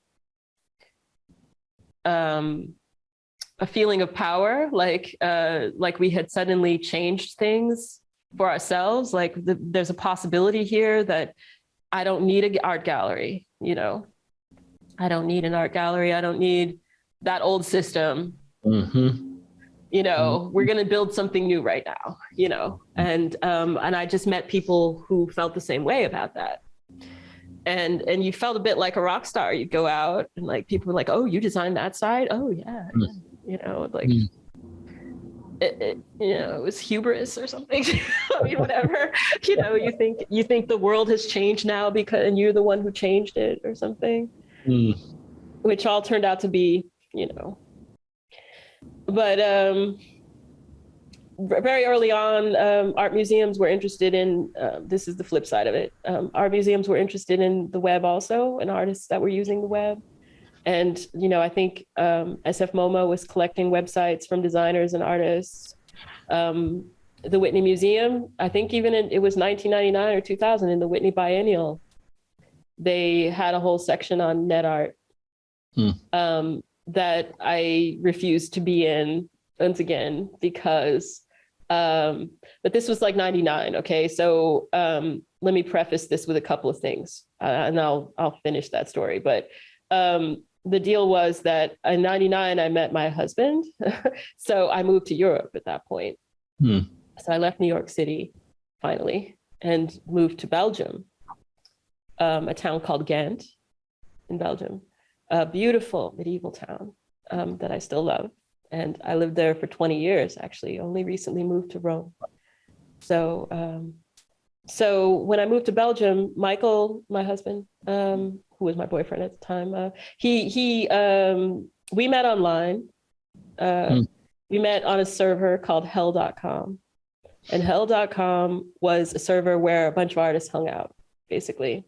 We all had server space there. There was a guy, it was run by one guy who was kind of being shadowy, mysterious, whatever. We later found out who he was, but at first we didn't know him. He just started inviting people, artists, to be a part of the server. And so we all got space and we all made stuff there. And that's where I met my husband. I met my husband in hell. His email address was god@hell.com. And I was woman on fire at hell.com. It's awful, right? Yeah, it's awful. But that's 1999 for you, it's like, so when he and I met, we met via our work. We met one night when we were in a chat program, like very early video chat called See You, See Me, I think it was, or I See You. I remember. No. See You, See Me. It was See You, See Me. See You, See Me. And so like, it was like, say, like 20 artists all met in this. We all met in this program at the same time to see if we could find a way of doing a performance together, all together online, and invite people, And so, that's where I met him, was that night. We of course knew each other as being on the server together, but we didn't know what each other looked like or anything. Like he wasn't even projecting a picture of himself. I had my webcam, but it was all blurry and arty and stuff, you know. And so he and I just started talking that night. And the next day he sent me a web page, a work of art, you know, and then I responded to that with my own work, you know, and then he sent something back to me that responded to that. And so we went back and forth like this. It was a conversation. And then we started meeting each other for chats and stuff and talking. And, but that work, that turned into a site that we made because they were basically love letters. It became a site. That was the first thing he and I made together, a site called Skin on Skin on Skin. And that was the work that the Whitney wanted to show in the biennial. Because what we did with hell.com was we were making this site together, but like I said, it was love letters, so we didn't show it to anybody.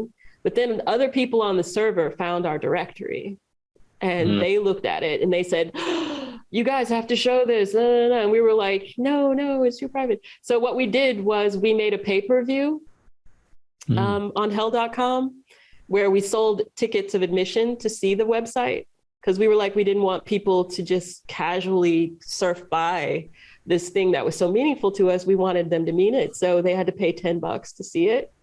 And people did.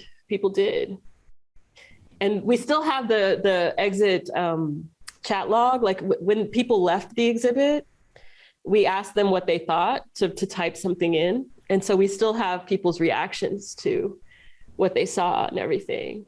And so we had set up this whole elaborate thing. And then the Whitney Museum wanted to show it in their biennial, but they didn't want anyone to be able to browse it live. They wanted to were treating it like a film program, if you know what I mean. They had it in a cinema. It was projected large. And there was one person doing the browsing for everyone. And we thought that this was the most absurd thing we had ever heard in our lives, and we were against it. We were like, no, we want a computer terminal. We want someone there to help people understand what they're looking at. We want to design an installation around it, perhaps. You know, we wanted to be treated like artists, basically. And they said they couldn't do it. They at first said that they would think about it, and then they said they couldn't do it because they decided that it would just be a film program. And I was like... You know, we did all this, you know, went through all this effort, and you're just going to treat it like it's a film, like, you know, because to us, the importance was the interactivity, obviously, you know, it was audio visual, it was interactive. It was important that you interacted with it to feel what we felt, to get the meaning out of it, we thought. Yeah, it's interesting. They seem to not understand either the artistic value of this or the, I guess, technical value in terms of this interactivity, the digital dimension, and they seem to just miss it altogether. In the end, I would say now, being more adult and also understanding more about how museums work, there may have been people who cared about that, but that it was impossible in the grand scheme of things. And respect to all the other people who were in the biennial that year. It was actually an amazing show. If you look back at the selection of people who were in there, it was really great. You know, and I don't regret not doing it, because at the time it felt like, no, we got to stand up for our medium. So instead, what we did was we worked with a gallery called Postmasters. Postmasters Gallery in New York City is one of the earliest to appreciate net art, actually. And I had met with the gallery owner, Tomas Spanovich, like very early on, like when I was still working in New York City with just my little Entropa 8 website. Like he was supportive and wanted to do a studio visit. It was my first studio visit. I was just like, studio visit, like it's a website, like, you know, but I did it. And yeah. So anyway, so they offered, when they heard that we had turned down the biennial and everything, they offered to do the exhibition as we envisioned it. And we did. And I can't remember what we called that exhibition, but I'll dig it up and send it to you, because we created two boxes and we put computers in there, and we there was a soundtrack, and yeah, it was very melodramatic. It was amazing. But yeah, so those were the first things that me and Michael did together. We also created our first website together. His website is Zuper.com. And so we became entropy8zuper.org. It was like .com plus .com equals .org. And so when I moved to Belgium, we were entropy8zuper.org, and we got jobs together. We worked together. Our first client together was the Museum of Sex in New York City. That was just about to open. So they were our first client. We did like their website, we did kiosks, we did all kinds of stuff for the Museum of Sex. And what else? And we still worked with PBS quite a bit, designing sites for documentaries and stuff. And then we got clients here in Europe, obviously, Doors of Perception conference in Amsterdam. And but every site we made sure it was extremely unique, and like there was just no line for us between the art we were making and the design we did. We could get away with a lot back then. There was none of this standardization, stuff. There was no hamburger menu and all that crap. It was very much a creative act, just making any website. I would say. Yeah. Can you talk a little bit about, you mentioned interactivity in passing, which, to me at least, is kind of the secret ingredient of computers over other media. Can you talk about, interactivity and also multimedia? I wonder if, were you exposed early to, remember, like there was the Vatican, the Louvre had sites with art, then like the Hawaii site, Kevin Hughes, with video and sound combined. How did you think about kind of interactivity and multimedia early on? Yeah, it's very funny. I wanted nothing more than to make this website for the Met. In fact, I sent them an insulting email once, because I thought they weren't doing enough with their website. But yeah, how did I see that? I saw it as let's put it like this. When I met Michael and we were trying to to be in contact with each other, because I was in New York City and he was in Belgium, and we discovered quickly that text was just not enough. And so this is very much, we both felt this way, that the only way to really communicate on the web was through multimedia, so we programmed our own chat environment that had not only text chat, but it also had webcams. It had, so that we could see each other. It had what we called the stereo, so that we could play music for each other. And this was all done with very simple technology, like Perl scripts, JavaScript, Flash. We used Flash. It was early versions of Flash, which I guess at first was called something else. I can't remember now what it was called. Future Splash. That was it. I just Future Splash, and then we used.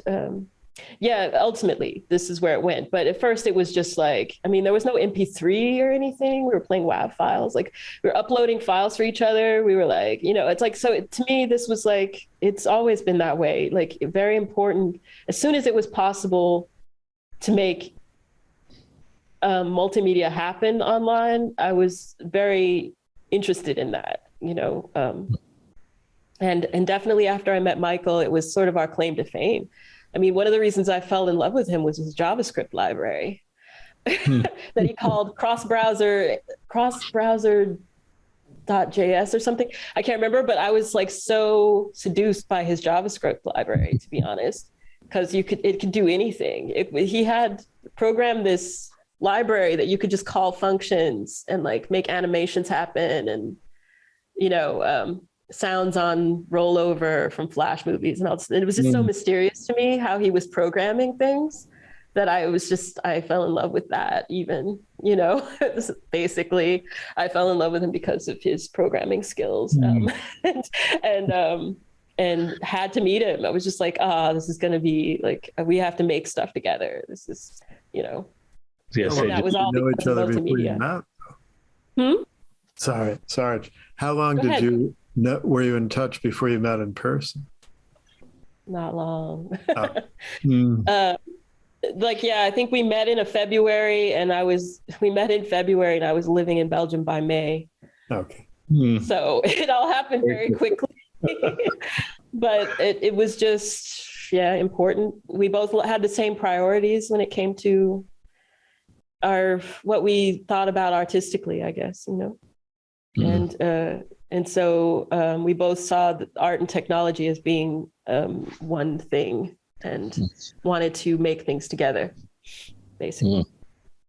And so speaking of falling in love with his JavaScript and the secrets that belied and so forth, how did this era start to begin and you all working together, and how did that sort of evolve to new, software, hardware, other types of art that you were trying to make separately or together? When we got together, it was important that we were really together. It's like, so I kind of dropped what I had been doing. I had made some progress in terms of my, the sort of artistic side of things. Like I said, there were a lot of museums who were interested in this. I had like commissions from, like, the first computer I ever bought myself, for example, I got via a NIFA grant, New York Foundation of the Arts. They had a emerging media category, and I think it was the first year they had it, and I won that. And so I bought it was the year of the Mac clones. You guys remember this? There were Mac clones. So I had a Power Tower Pro 2000, something like this. But I got it totally kitted out with like a digitization board, so I could, hook up my VCR to my computer and like digitize video all of a sudden.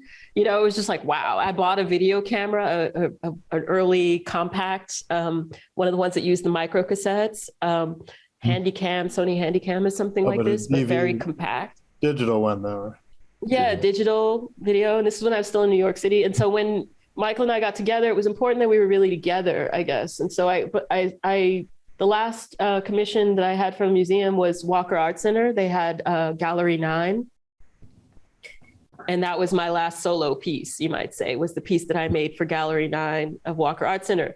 But, I say that, but also that was right when the bubble kind of burst and all of these arts organizations kind of, it was the rise of the European arts festival. So you start seeing Sonar, you start seeing Ars Electronica being more important. Transmediale started up, ZKM opened in Karlsruhe, all this. But in America, it was like the end of something, So I think Walker Art Center stopped doing Gallery 9. There had been other initiatives like AutoWeb. I don't know if you guys know AutoWeb. There were several things, so many things that sort of had to stop, that ended, because of the .com crash.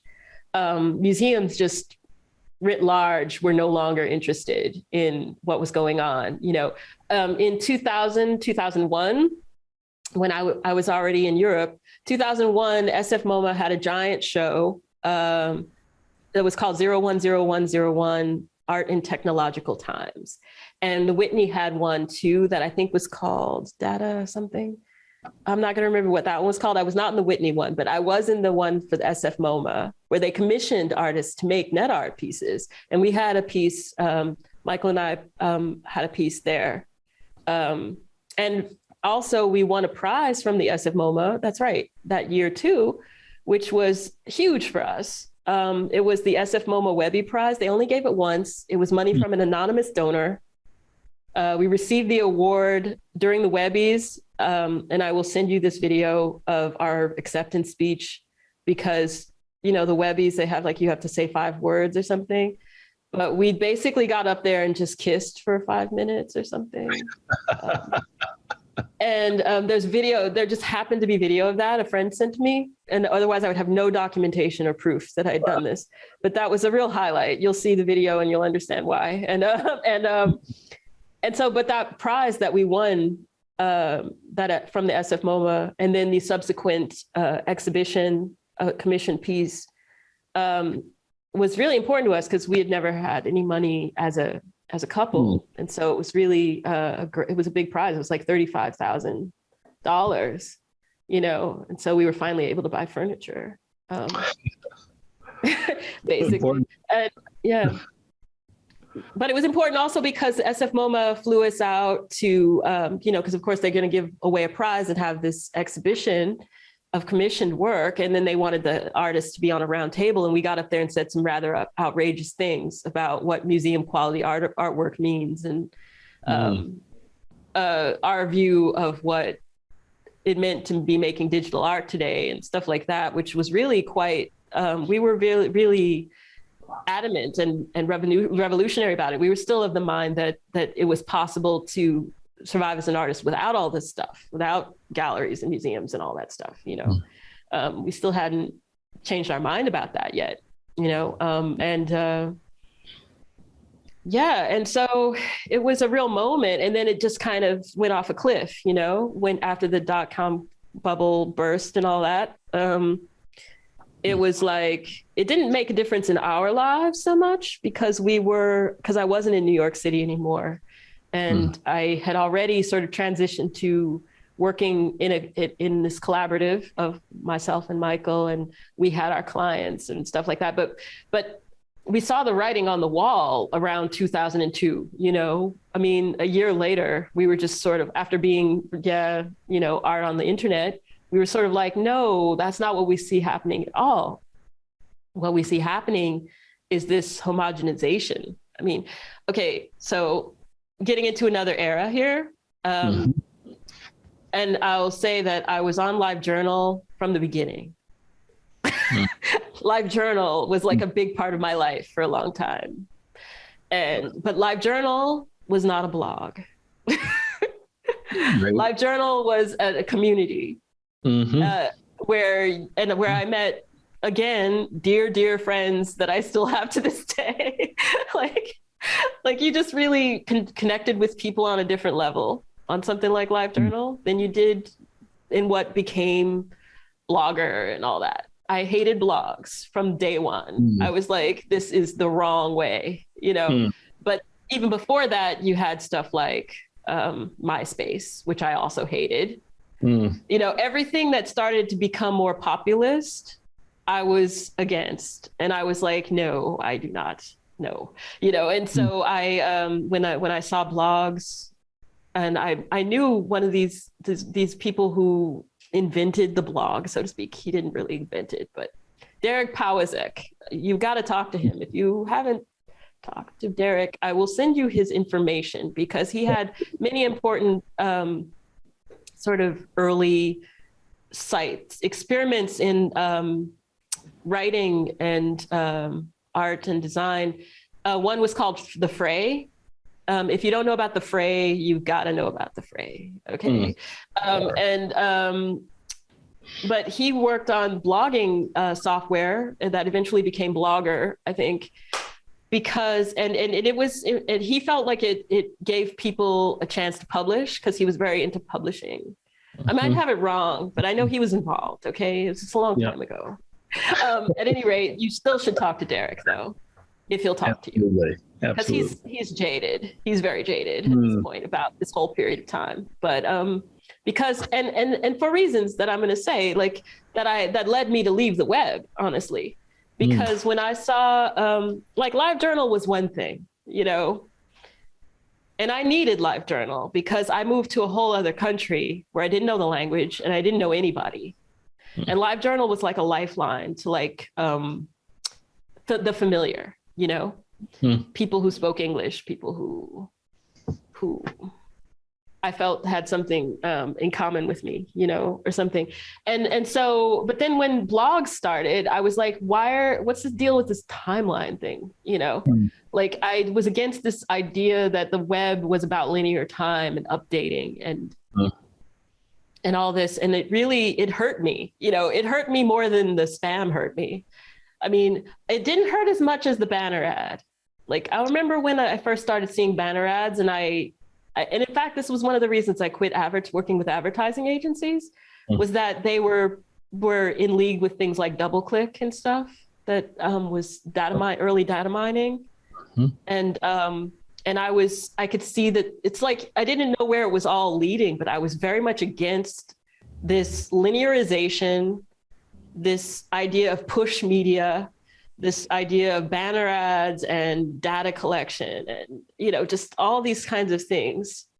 And so I left. Michael and I, you could say, rage quit the web we made one art piece in 2006 about it.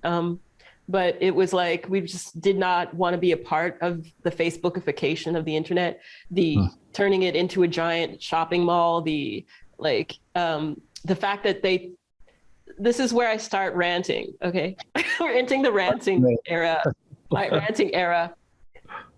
And I will say that it maybe was most acutely felt with the first version of Apple's OS X, where suddenly everything was all white and you couldn't customize anything. And you couldn't change your I mean, all my entire computing career up to that time, I had a startup sound, the startup sound. You could put your own startup sound, So when you turn on your computer, my computer used to say, oh, I don't remember what it used to say, but you know what I mean? Like you can completely customize your experience, And that was part of like I said, the computer was not a tool. It was something else. I gave them names, but then I started saying, yeah, I give you cute names, but you're not my friend. You know what I mean? Like, because the computer was suddenly owned. You know what I mean? It was not my computer anymore. With OS X, I would say it was most acutely felt that this was not my computer. They took away my ability. And this was just an example. Because you had MySpace on the one hand, where I've also felt like it was an atrocity because you couldn't do anything with it other than this thing that it did. But people were still hot linking images. Oh, lights are gonna come on. I can turn those off. Yeah. And, there's lights are gonna come on. Just a second, I'll be back. Okay, you can take a short break if you want. So the first part of your answer. Okay, that's all right. But let me unplug it. That one won't come on, but this one will. Just came on. I was about to go off anyway. Okay, we're recording again, right? Right. About how my computer was savagely stolen from me. So as I think I was starting to say that my rant era, let's see, it was about with the first OS X is when I noticed it. With MySpace is when I noticed it, that they were gradually taking away power from people to create the web. Yeah. With MySpace, people were still hot linking images. Like I started noticing that instead of making images, people were just linking things in my directories to make their background pictures on MySpace, But they still had to learn a little bit of coding in order to make anything happen, So it was like, okay, innocent fun, but then you had Facebook, and this was just like anathema. I was completely put out. I was beside myself with grief. I was, because I could see that it was going to be popular, number one, that everybody wanted to be on Facebook, etc. And everybody wanted to have a blog, but they didn't want to make the blog. They wanted to download a template. They wanted to be on Facebook where you can't do a damn thing. They wanted to be on Instagram where there were no links out. And I was just like, okay, I'm done. It took a couple of years, but it was just like, I thought it was a tragedy that people couldn't know how easy HTML was anymore.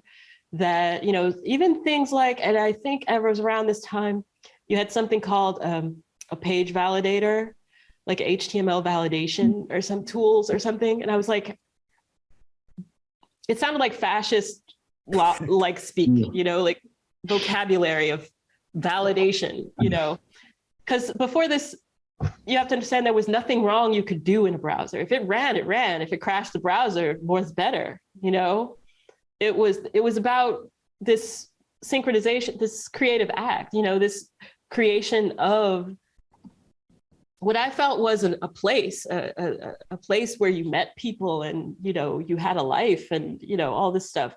My offline friends, when I was in New York City, like they didn't know what I was doing with my time. you know, because I had friends who weren't into computers as well. And they didn't know what I was doing with my time, but I would try to tell them and they would just get, you know, the dead stare, you know. But it's like, this is a place where I was living my life, you know, online. And for it to turn into something that people suddenly couldn't create with was painful, honestly. And I was in Europe already, and Michael and I had been working together, and it was painful for him too. We were both like, this was something we put so many years of our lives into, and in some ways we felt like we built this shit, you know. It's like we had a hand in popularizing it, and then along comes this thing called Facebook, and they're just, you know, some bullshit, you know. And so we rage quit the internet basically, and decided to make video games instead. That's how that happened. To be honest, that was the big inciting incident, was them taking the internet away, and by extension, my whole computer away from me. Yeah. So I have a question. I'm going to try to articulate it. It's a kind of one of those multi-layered ones, but, you know, figure out where in there you want to find something to respond to. You had mentioned earlier, you know, something about that moment in, you know, late 90s and so forth, and you're out in California, you're successful as a freelancer, and there was that sense of power that came from your creativity, your ability to make it, to be free, to kind of make, even if you're in a corporate space or working for someone in a realm where they had some sense of, you know, can you make X? There was still that realm of freedom. Yeah. So my question is, to what degree, as you go from that point to this moment where they've taken your computer from you, to what degree is that do you feel that as an artist, as a creator, but more specifically as a Black woman, in this mode where this new thing sort of offered not only a new way of life, but maybe a way out of kind of predictable economic circumstances or those kinds of things?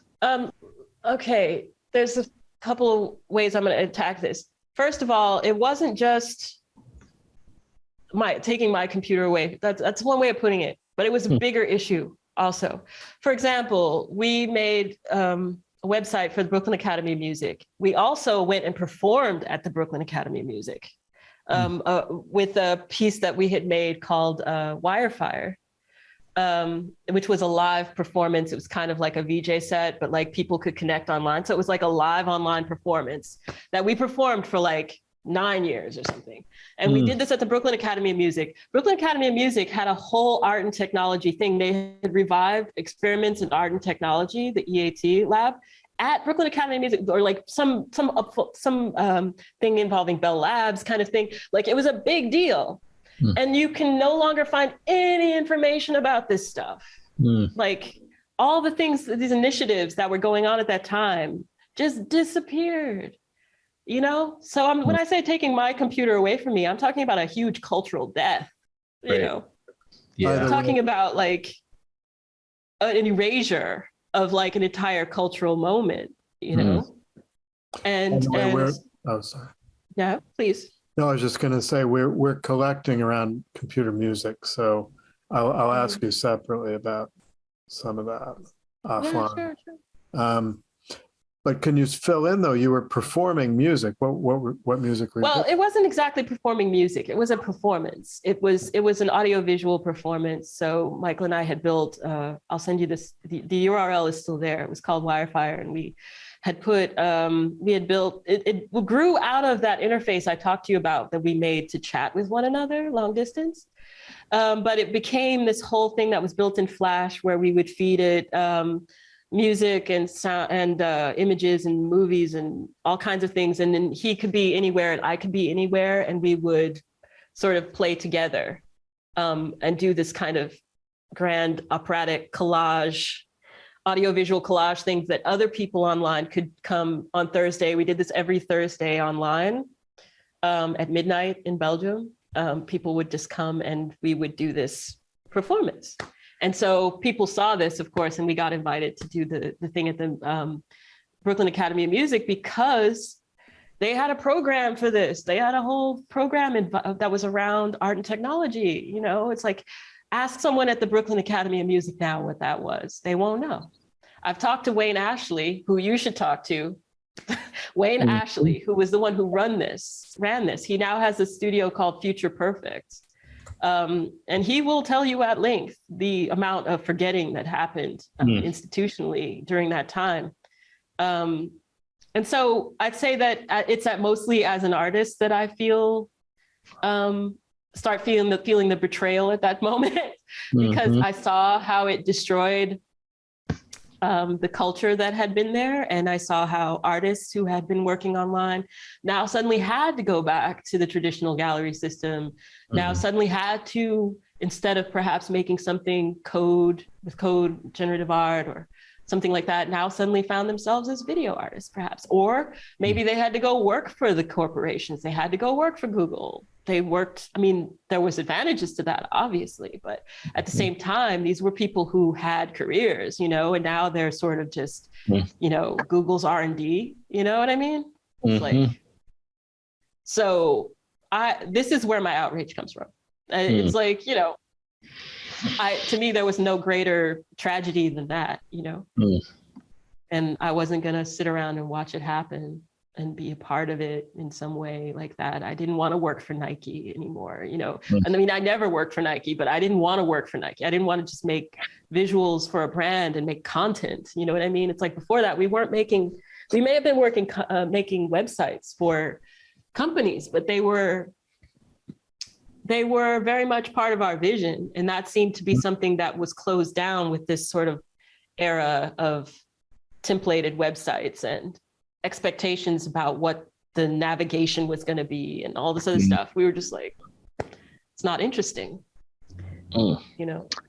So how does video games become the response? Yeah.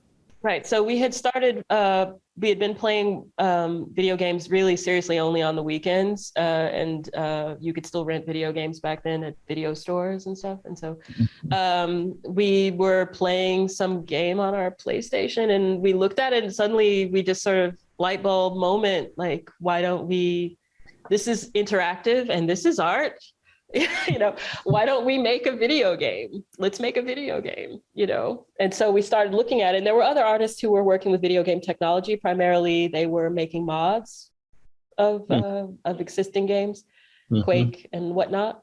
And we looked at those mods and we were like, yeah, but these are not nearly as artistic as Quake itself, as the games themselves were the interesting bit. You know, yeah, you can make a mod there, but why don't these artists make their own game? And we were like, well, we don't want to just mod something. We want to start from scratch. We want to, how do you even do this? You know? And suddenly it was an interesting adventure. And so we set about trying to find out how games were made. It just seemed like like our commitment to interactive art was that strong. You know, it was like, that was the only place we were seeing interactive art. We saw it dying in our native environment, you might say. And so then we decided that we needed to go where there were people willing to spend time with this kind of work. And gamer community was very, very willing to spend, you know, 23 hours playing a video game and then dissecting every single character in plot detail and writing books about it and, you know, making artwork and fan art and dressing up as the characters. And we were just like, okay, sign us up, you know? So, but there were a few problems about this in 2002. And the biggest one being that there was no independent game making scene as such. Of course, there were independent people who made games. But mostly, if you wanted to get your game in a store where somebody could buy it, you didn't want to sell it like on a floppy disk in the back of a magazine or something, you know. You had to get a publisher. In order to get a publisher, you had to be a real company. And you had to do things like business plans and get a loan or, all this other stuff. And then you had the classic problem of you make the data, you put the data on a disk, the disk goes in a box, the box goes on a truck, the truck drives to the store and puts it on a shelf. Somebody goes to the shelf, buys the game, takes it out of the box, puts it on their computer, and it's data. It's like this whole thing was the way games were made, and we were just like, okay, let's try it. So in 2002, we started a company called Tale of Tales. And we started it as a research project at an academy called, it's the Jan van Eyck Academy in Maastricht in the Netherlands, Jan van Eyck Academy, where we were design researchers. And so we made it our research project into games and the games industry. And so that was how we funded it in a way, because it was a funded research period. And we learned that it was impossible for us to make a game, basically, because we really baked it like we were we were used to faking like we were more than we were. You know what I mean? So we made our company. We founded the LLC, as it's called the BVPA there, but an LLC, Tale of Tales. And we went to Games Developer Conference and we showed our prototypes to important people, and we did all the things, and discovered that there was no publisher was going to take us on because our games were too open. Video games were very specific at that moment. They were very much genre bound. So you had adventure games, you had racing games, you had fighting games, you had RPGs. I think that's about it, And it's like, and if you didn't fit in one of those, you had point and click adventure games, but our work was 3D. And this is another thing. This was the start of my interest in 3D and both of our interest in 3D worlds, immersive worlds. We had made the project that we made for the SF MoMA in 2001, used an obscure plugin for the browser that allowed us to make a real-time 3D world, generative world. It was basically a parser. It was kind of our last hurrah, our last love letter to the internet. What it did was you could type in any URL and it would go and grab the code of that web page and it would parse it and it would find all the tags and it would change the tags into 3D objects that were represented. It would represent the tags as 3D objects in the world. And it would create, the project was called Eden.garden. So it was showing this paradise garden that we felt was behind every single web page, kind of a beautiful note. It was also funny, but it was a full 3D, like explorable 3D world right there in your browser. So that was one of the first 3D projects we did. When we started making games, okay, go ahead. No, but I saw on your site early on, you had VRML, Vermal listed. So you were interested in that early on. Then. I was doing Vermal stuff like 1998 or whatever, 7, I don't know. Whenever that was happening. And that was another reason I went to San Francisco, actually. I had hooked up with some people there who were really deeply into making Vermal worlds. And I wanted to work with them. Tony Parisi, Marc and learn from them. Yeah. But there's nothing I made to speak of in Vermal. Okay. I just was. But you were interested. I was very interested. I was also interested. Letty did an art exhibit on that, I think. She had a virtual exhibit of some sort using that. Yeah. I went to see, let me just jump back again in time a little bit, but in 1998 maybe, or 97, I went to see Char Davies. You know Char Davies? Somebody else, you gotta talk to Char Davies about her early VR works. So I was immersed in her work, Ephemer. I drove, or had somebody drive me because I didn't have my driver's license, drive me from New York City to Montreal to go see this thing because I was so into VR. But I, of course, had no access to it because I was not in school anymore. You could only really access it in academic environments or, so I went and talked to her. I was like, what are you doing? This is amazing. And I have a little video clip of me immersed in this. You can just see my silhouette, with the visor and the vest and all that. I'll send that to you too. I hope somebody's making a list. No, of all the things I'm supposed to send you. But like, yeah, so, but this I thought, but this was very formative for me, this immersion in 3D. So like when we started making video games, of course we were going to make 3D, but this was weird for the games industry at that point. There were only things like, there was like Quake and all those and Unreal and all this, those types of shooter games was in 3D. And then you had PlayStation games, which were sometimes a faking of the 3D world, but often, then I saw Tomb Raider and I was just, Tomb Raider 1 is a beautiful game, by the way. But that one showed me what was possible. I'd say between that and Myst, I was like, I could get into this, you know. But then, of course, when we started making games, it was much later on than those games, you know. It's like, but I'm just saying that these were things that I had looked at that sort of made in the back of my mind making a video game a good idea, you know. When I would say that about Myst, when I first saw the internet, I thought, oh, now I could make something like Myst, but I wouldn't have to make it on a CD, you know.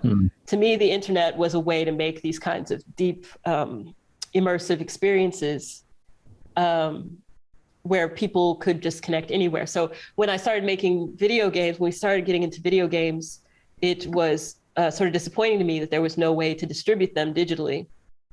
But I only had to wait like three years or something. And then it became possible because, as you know, what the first thing that had to happen was people had to get used to the idea of using their credit cards online, because nobody wanted to use their credit card online. Especially in Europe, this was just not a thing. I mean, most people didn't have credit cards and all of that, you know? So there was no way for people to buy anything. PayPal had to be invented. When we did our pay-per-view in '99, we used the same pay processing that porn sites used, which was a company called CC Bill. And that made it possible, you know. But yeah, so I was curious how you built them. Yeah. Because it was very rare. So once PayPal existed, we were ready to go. I think.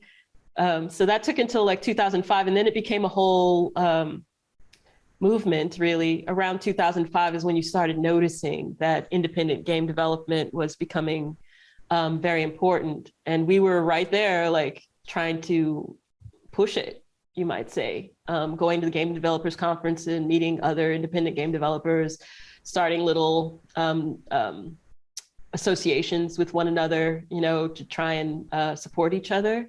But you could just put it up on your website and buy it, and people would buy it rather. This was a process, but we got it all. Everybody got it sort of working, and independent gaming became a whole movement that is, I don't know, not so much overlooked now, but it's just very different now, I think, even though things have opened up and the kind of weird games we were making became accepted. Not at first. We got a lot of heat at first. We got a lot of hate mail at first. What was that about? Yeah, it was. Now here's where it comes in, where this whole thing about identity and all of this stuff. I mean, before this, up to now, like it hasn't been an issue. You know, it's like, to be honest, I had like no problems, like happy, like on the internet. Like, you know, the internet has changed, let's say. But like when I started making video games, it suddenly became an issue that I was a Black woman making video games, and I was just like, whatever, you know. But at the same time, it became like a big issue because the kinds of things I wanted to make were weird. You know, I wanted to make a game about a little girl who gets lost in the Palace of Sleeping Beauty, but it's a little Black girl, and she, you know, it's like, and you're guiding her, and this was just weird, like for publishers, and there was no way a publisher was going to do that. We had to make this on our own. You know, we wanted to make a game about an old woman who visits a cemetery and knows that one day she might die, you know, and there's a 50-50 chance she might actually die during the game, you know, as a matter of fact. You know, it's like, our games were nonviolent. They were story-based, but not narrative. They were open-ended. And it took a game like Grand Theft Auto to come out, Grand Theft Auto 3, GTA 3 to come out, for people to accept a sandbox game, a game where there's no I mean, yeah, there were goals, but you didn't have to do them. Mm. We made multiplayer game because as our reaction to World of Warcraft, we made our multiplayer game where everyone plays a deer called The Endless Forest. That came out in 2005. That was started as a commission by a museum, the Mudam in Luxembourg, the Museum of Modern Art, Museum of Contemporary Art in Luxembourg. I don't remember. Mudam. Anyway, they commissioned us to make that first version of that game. They didn't know that's what they were commissioning, but that's they actually wanted us to make a piece of net art for their website, and we asked them, can we make this game instead? And they said, sure. And they had a little bit of money and they gave it to us. And, but our reaction to World of Warcraft, what we saw as the strife of the internet, of people griefing each other, people, you know, a woman shows up and she gets sexist comments hurled at her. We saw this as a design challenge, basically. So when we made The Endless Forest, we designed it in such a way that none of that could happen. And we had people try. They would like organize themselves on forums and say, we're gonna go, because our game was considered weird. So they're like, oh, we're gonna go like attack the people in this game or something. And we'd find their forum posts, but then we'd find their frustration when all they could do was like make each other laugh. And like, you know, it was just like, it was our version of utopia. We were trying to think of how can we make a utopic game, you know, and we succeeded in that, you know, and if the game is still online, it's still free to play today, you know, it's like, and we did that by getting rid of chat. You know, the only conversation you can have is like body language, and people who play the game have come up with a sort of language that can be played through the motions that you can do in the game and stuff. I don't know. Anyway, like all from the body of a deer, of course, right? Yeah, through the body of a deer. Yeah, I mean, we thought of it was a big joke. We didn't think anybody was going to play it actually, but then we loved it too. We were just wanted to make worlds that we loved to be in, you know. And this was not how you made video games. You made video games to sell a product. And we learned that very quickly, but we were just like, but you don't have to, you know? And then once people started buying games online and downloading them, we felt like, well, why can't you just make whatever you want, you know? But the hate that we got from that for things like our game, The Path, which stars, is the story of Red Riding Hood, essentially, but it's 6 girls and you have to play through each one, their journey through the forest, and they meet their wolf and all this stuff. It is a horror game, actually, but not in the sense that people are used to. There's no killing, there's no shooting, or it's more just like this existential trauma of growing up, in a sense, you know, what we felt the fairy tale was actually about, you know, and people had a real problem with this. We got so much hate for that, and I can only say that it was because people were shocked that the game was more psychologically horrific in a way than it was physically, because of course no one has a problem with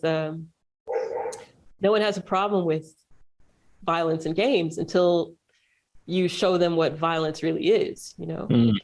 And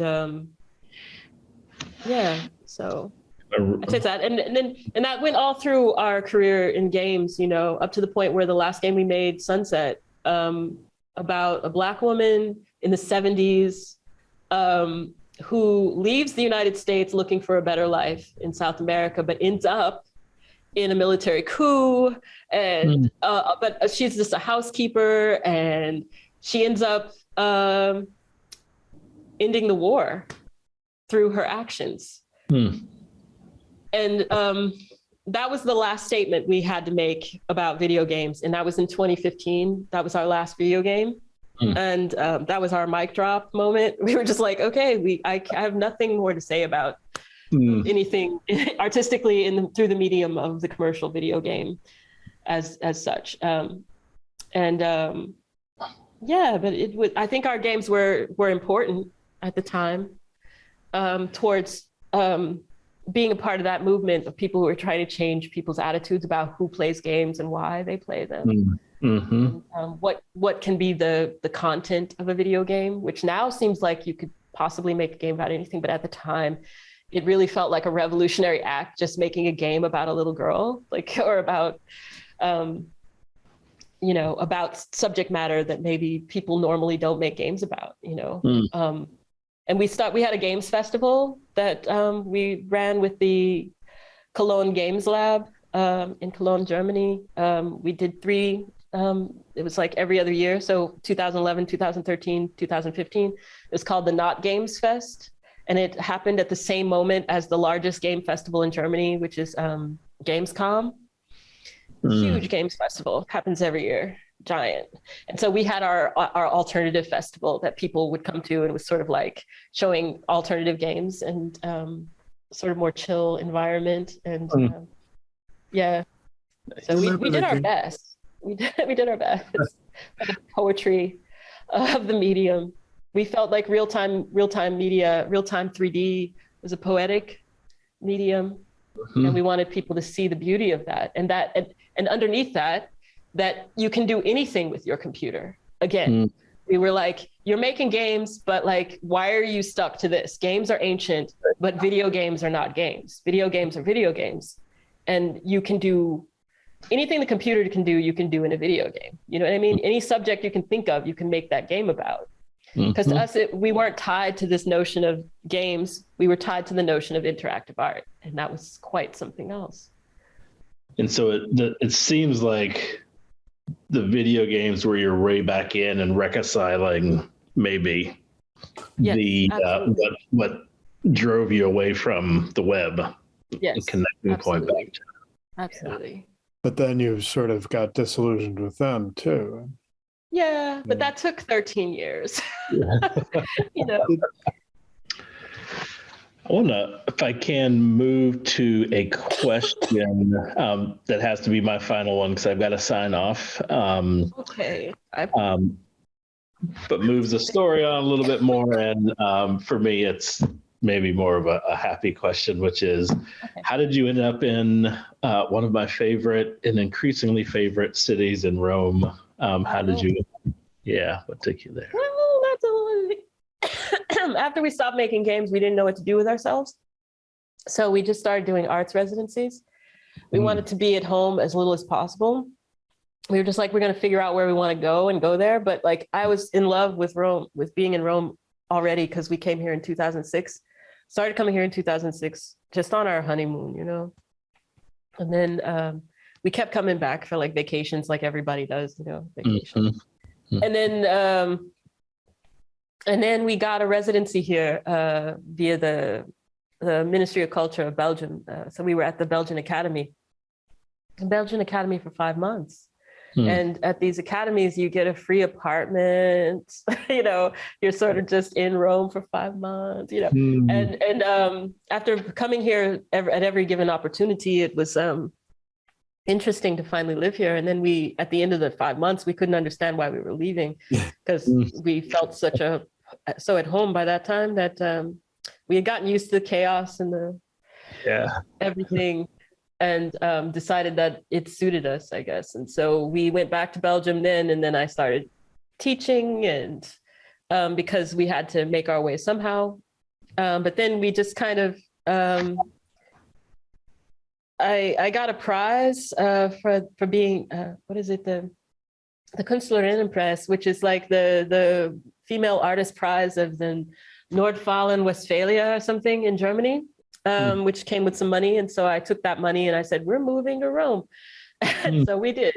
And so we moved here in right before the pandemic hit. So like 2020, I want to say.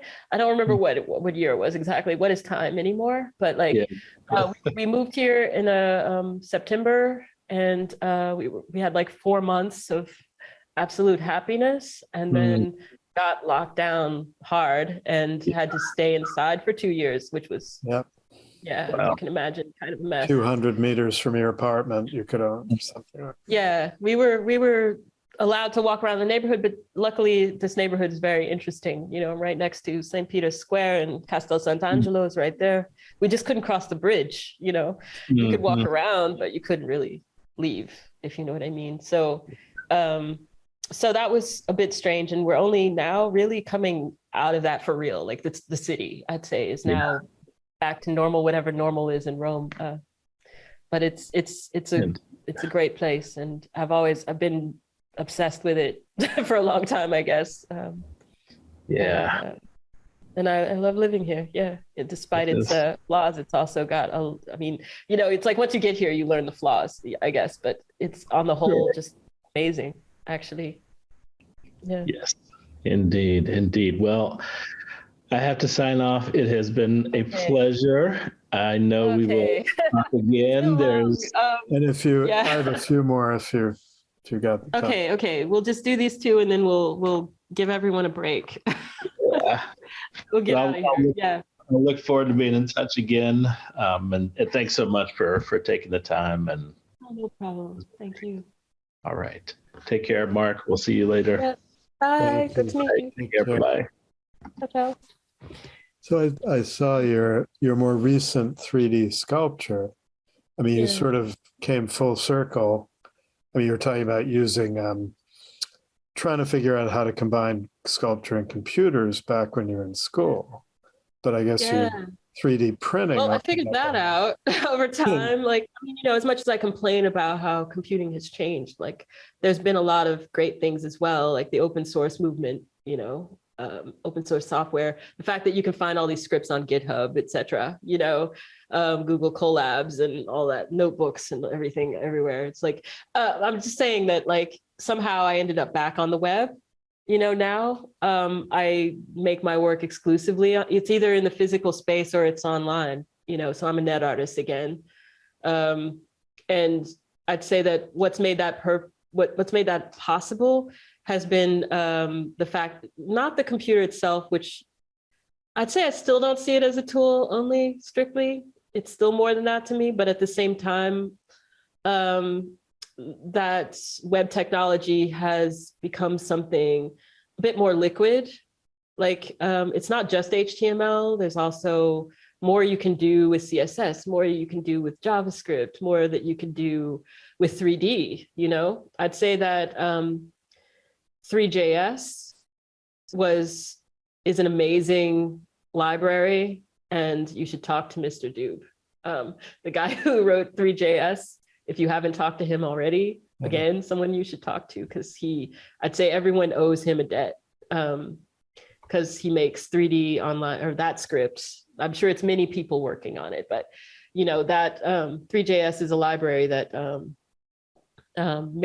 made me realize that I could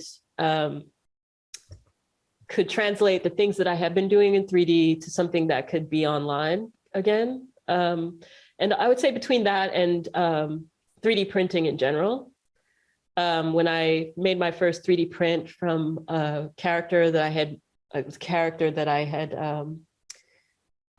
used in a game, and I made a 3D print of it, and it was just like, again, I only like technology when it feels like magic, and this felt like magic.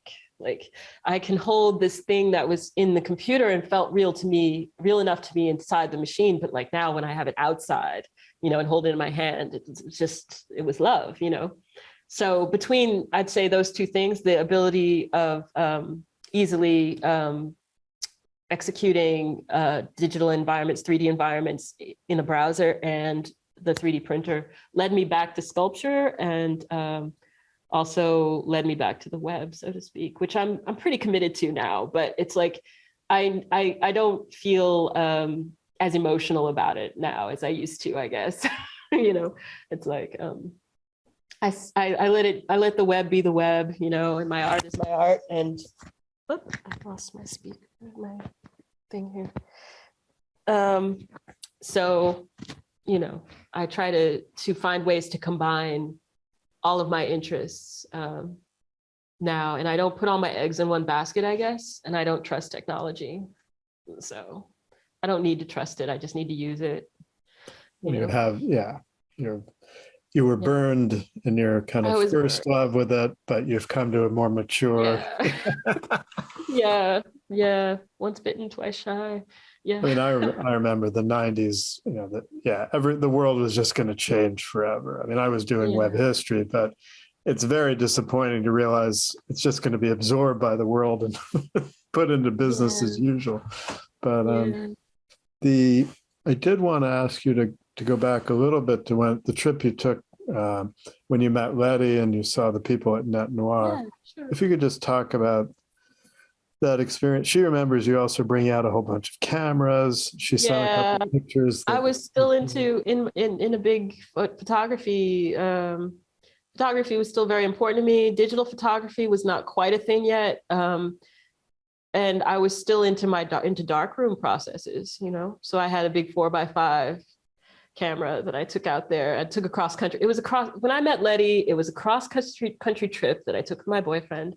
And we just went across the United States, and I had my big camera, and I would set up my 4x5, you know, in front of the, you know, Grand Canyon or whatever, you know, and I would take these big, you know, Ansel Adams moments, you know, or something.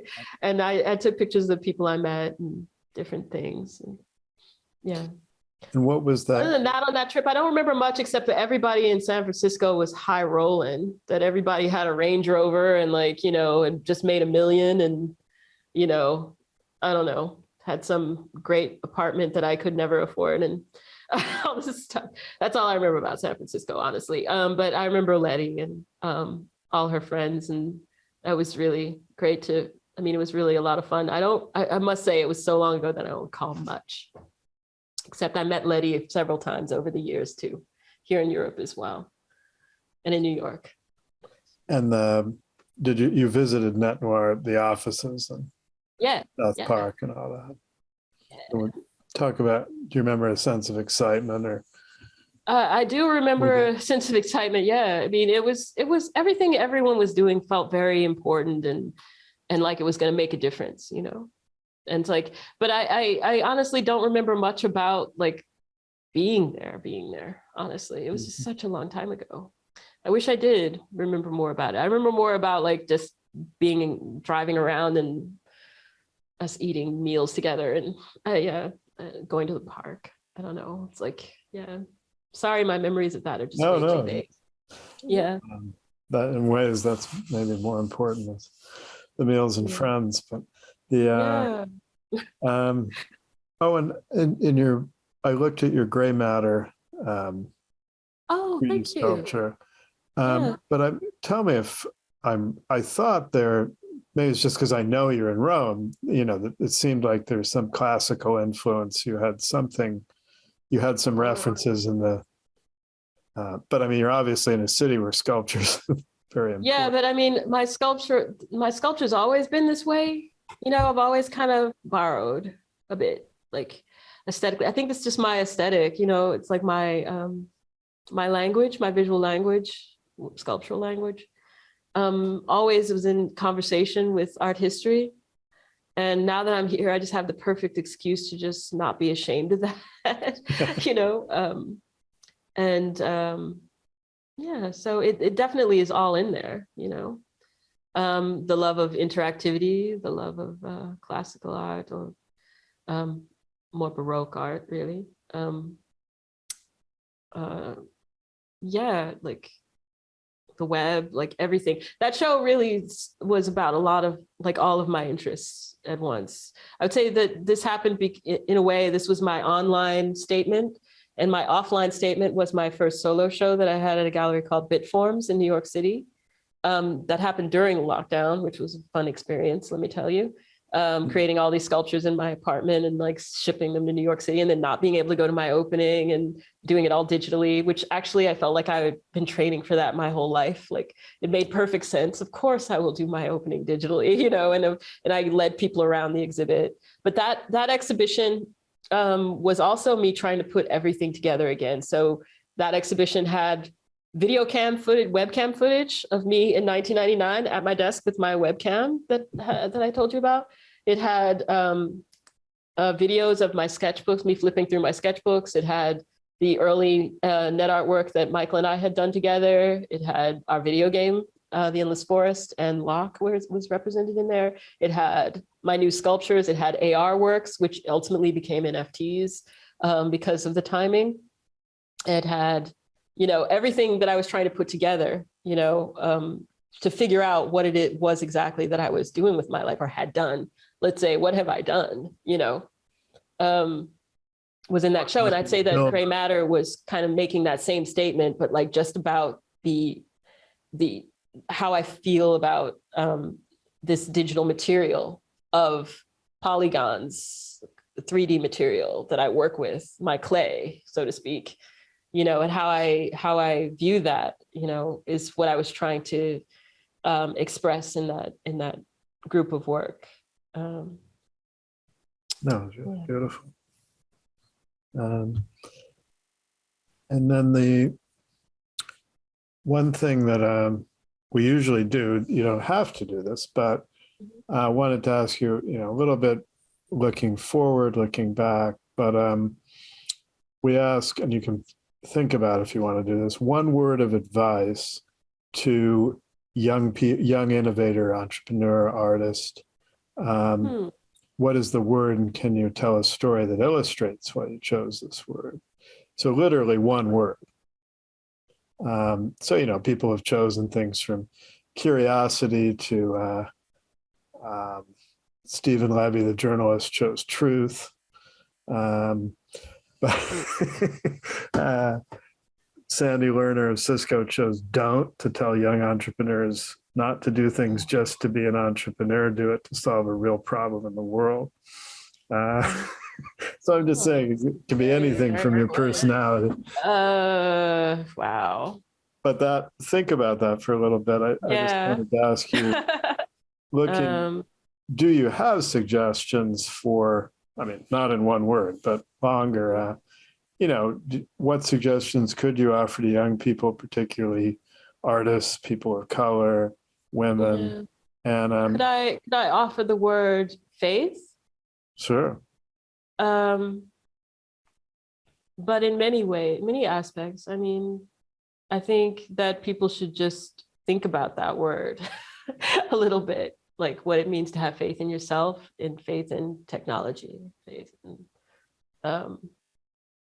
and to not take that word lightly, I guess, but to use it to guide you. And that can mean a lot of things to many people. I just would want people to think about what that means. If I had to choose a word, it might be faith, but it might also be independence, but also to think about that. Like, what does it mean to be independent of something? That was a big deal when we were independent developers, was like, realize that your independence also means you're also dependent on something. So it's, what do you want to be independent of? Not so much being, oh, I'm independent, you know, I'm free of all of this stuff, you know. It's like you're always dependent on something, you know. So what is it? What is that trade-off you're making for that independence in one area as opposed to another? Yeah. So that's 2 words, but they're both good. No, I like, and the idea that you're always dependent, but you can choose what you're dependent on to some extent. Yeah, as long as you're alive, you're dependent on something. Yeah, but not only that, is that there's no such thing as true independence. I mean, like I said, it's like, you know, I felt free, but at the same time, my computer is now like sort of something that at any moment Microsoft can just decide, oh, there's an update, you know, and that update is going to break all the software I made, you know, or something, you know, and I have no control over that, you know. It's like, so I'm dependent on, you know, my independence is only as far as, you know, their corporate boardroom will allow me to go, in a way, you know, not to sound bleak, but it is bleak, you know. Well, what's the famous, there's no art without resistance in the materials? Yeah. But in this case, it's corporate strategy. Yeah, corporate strategy. You know, there's a lot of resistance in the material. Yeah, when people talk about the metaverse now, I'm thinking about that. I'm like, oh, you think you're going to build the metaverse? You know? Like, Tony Parisi, one of the VRML guys, he wrote a great piece in Medium on, you know, like, this is the 3rd time around with the metaverse. Exactly. And I think it's important that people understand that, you know, that people hear that and don't believe the hype, or don't go off on your own fantasy about this, you know. It's like, this is the 3rd time. Yeah, exactly. It's not necessarily the Zuckerverse. Yeah, it's going to be something that we can't imagine, and that probably we'll all hate but deal with anyway, unfortunately. Maybe there'll be a moment, a brief shining moment when it's amazing and we all get what we want or something, but mostly it's going to be whatever, at least right now. Let's say things can change, I guess, but at least right now it's going to be whatever, the consortium of, the large corporations, Google, Apple, Microsoft, Facebook, whatever, want it to be. Meta. Yeah. Not if it doesn't work. I mean, the web took off despite cable companies, telcos, Microsoft, so who knows? Yeah, but what's the equivalent of that now? I don't even know what that is. I mean, this is sort of half joking, but we did a Roblox game and a Minecraft game for the museum. And, Roblox, there are people saying the metaverse could sneak in through a kid's game or something. Well, I mean, the thing, my thing to always say is we already have the metaverse and it's the web. Yeah. Oh, okay. Go ahead. He has to change his the card again.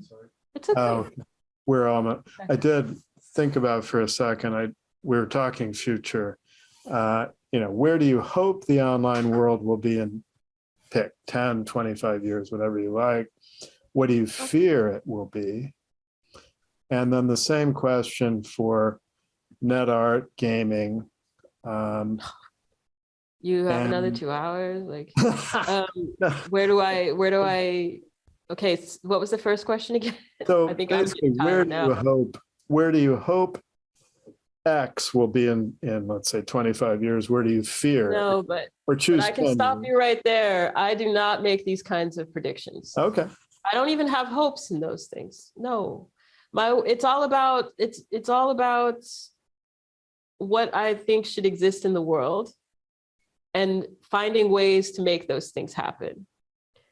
Other than that, I make no predictions anymore. I don't even care. Like, where all that is in 25 years is none of my business. I really feel that my job as an artist lies elsewhere.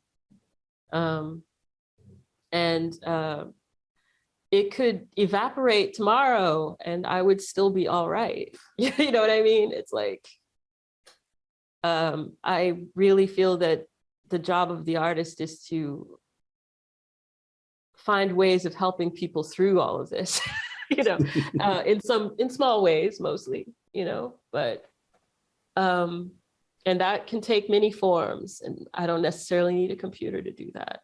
Wow. Is that maturity speaking? I don't know. I'm just flexible. I'm just flexible now. Yeah. Good answer. And do diversity in tech in the US and Europe, do you think it's, how has it changed that you've seen, and do you think it's with the trend? I don't know, to be honest. I don't know, because like I said, I've always kind of done my own thing and I haven't really let anything get in my way. And then on the other hand, I feel like this is the wrong question. Okay. Because I've told you my concern is that the corporate system, whatever you want to call it, is what controls everything. That's what's stopping creativity and diversity and everything else, is the fact that you can't freely do anything. Your computer is not your own. The web is not yours. You cannot build the metaverse. I can't even buy a headset without going through Meta or somebody like this. Yes, I can build my own, but then the software, am I going to write the software? Like, it's like, there's no spirit of building these larger structures without the corporate system of things, data collection by Facebook. It's like, I'm just saying that it's like, that's the issue. Yeah. Solve that, and maybe you solve diversity. Solve that, and maybe you see something different. But it's like, other than that, there's these other things are just distractions, talking about identity or diversity or whatever, as if we got some control over that, as if there's anything we can do really about that. I mean, it's a larger issue. It's systemic. It's yeah. Anyway. Well, and you could have diverse people running corporations that don't have That's not going to help public's you. interest at heart. That's not right? going to do anything. That's not going to do anything because those things still work in the way they work. They No, work as that's what I'm designed. They're saying. designed to control, to grow value for people who are not you and who are not me. And that's what's going to build the metaverse. And that ideology is going to be in the metaverse. And to ask me what I think we can do to change that. Oh, I'm not saying, I'm not asking you what we can do, though that'd be great. Just How whether has you it think- changed? How has it changed? Like, I wouldn't know. I don't know, because I see that as being the issue. You know, it's like, I just see the effects, you know, the effects it has on society, I guess. And like, you know, and the effects are like, well, more people are online than ever. Shouldn't we just be happy about that? You've got revolutions running themselves off on Twitter, you know? Isn't that utopia? You know? it's all going to work out in the end. Or not. I'm kidding. And yeah, exactly. It's all going to work out or it's not, you know? It's like, Well, as Franz Kafka said, there's infinite hope, but not for us. right. It's infinite hope, but not for us. Yeah. But Yeah. Accurate. Kafka had a lot to say. Yeah. and then So, this, you know, tell me, it's really more for my curiosity, but were you aware in the early days of the web that, you know, the web originally was supposed to be more participatory, that yeah, it was first also supposed to browser be was also an 3D. You were editor. supposed to use your hands. Right. Supposed to be in VR, and like we were all connected. And But every browser was originally going to be an editor as well. I mean, the first Yeah. browser was all, you knew that at the time, Mhm. because there was sort of you were talking a lot about the ability to create and who has the power to let you create. Yeah. I mean, and this is more my own view, just because I started with some of the early web people at CERN, interviewing them and Nice. stuff. And, you know, they saw it very much as participatory, more like a wiki in some ways. Yeah. Yeah. And that got sidetracked by the popular browser. It's mostly because CERN wouldn't fund Yeah. developing the browser editor there for common platforms. But you knew that there was something that had gotten sidetracked early on. Yeah, I knew there was pushback. People wanted, you know, there were those who said that there shouldn't be any graphics in the browser at the time. There was a lot of pushback to there even being graphics that, you know, it should be mosaic, that it should be different protocols that go together, you know, to create the internet. It's not just about the web, you know. This was also something I was aware of at the time, you know. So, yeah. And I still think that in some ways they were right, you know, that, I mean, I think that they were right, the world would be, the online world would be more interesting if there were different protocols, if there was different ways of connecting and interacting. And Yeah, I Yeah. mean, creating. originally they wanted to have multimedia integrated. Tim Berners-Lee wanted a more flexible multimedia tag to bring in an embed tag or something like that. You could bring in video or sound or whatever, Mhm. and Well, we can kind of do format that now. negotiation. Oh, it's sort of Yeah. developed later, but I mean, there were big battles early on. And then the VRML people thought the world would be fully 3D very soon. I mean, that was the Yeah. high watermark of idealism, was like 94. or Yeah, it was way too idealistic. barely worked. Yeah, something. and was extremely difficult to achieve. But yeah, I've read books on the beginnings of VR, you know, and how this was supposed to be, VR was always thought of as an interconnected world, as the metaverse. I hate that we call it that because that's such a dystopian concept. But Well, maybe it's yeah, but appropriate. yeah, but maybe it's appropriate. Yeah, but I know that VR was supposed to be this way of, you know, virtually being together, so to speak, as well, you know. And I still love that idea. I still love the idea of VR, but like as it exists right now, I don't think it has a future. Yeah. Yeah. Well, we can be surprised. Yeah, we could always be surprised. Always. But thank you so much. Is there anything else you want to add? No, not really. I think that covers it, to be honest. I mean, other than that, I'm a little bit optimistic about the future because of I guess what they're calling Web3 and this idea that perhaps there is another way. To me, Web3 stands for a third way, I guess. And even though I don't know what that is exactly, and no one does, just like the metaverse, they don't know what that is either. But I'm a little bit optimistic about the fact that people try to see the web differently now, and I hope that leads somewhere, sparks something other than, I don't know, people thinking they're going to make millions in crypto. But yeah. Well, the decentralized web folks say it's different from the crypto. Yeah, the decentralized web aspect of it, I think is fascinating. But I don't know what it is yet, and I don't think anyone does. So yeah.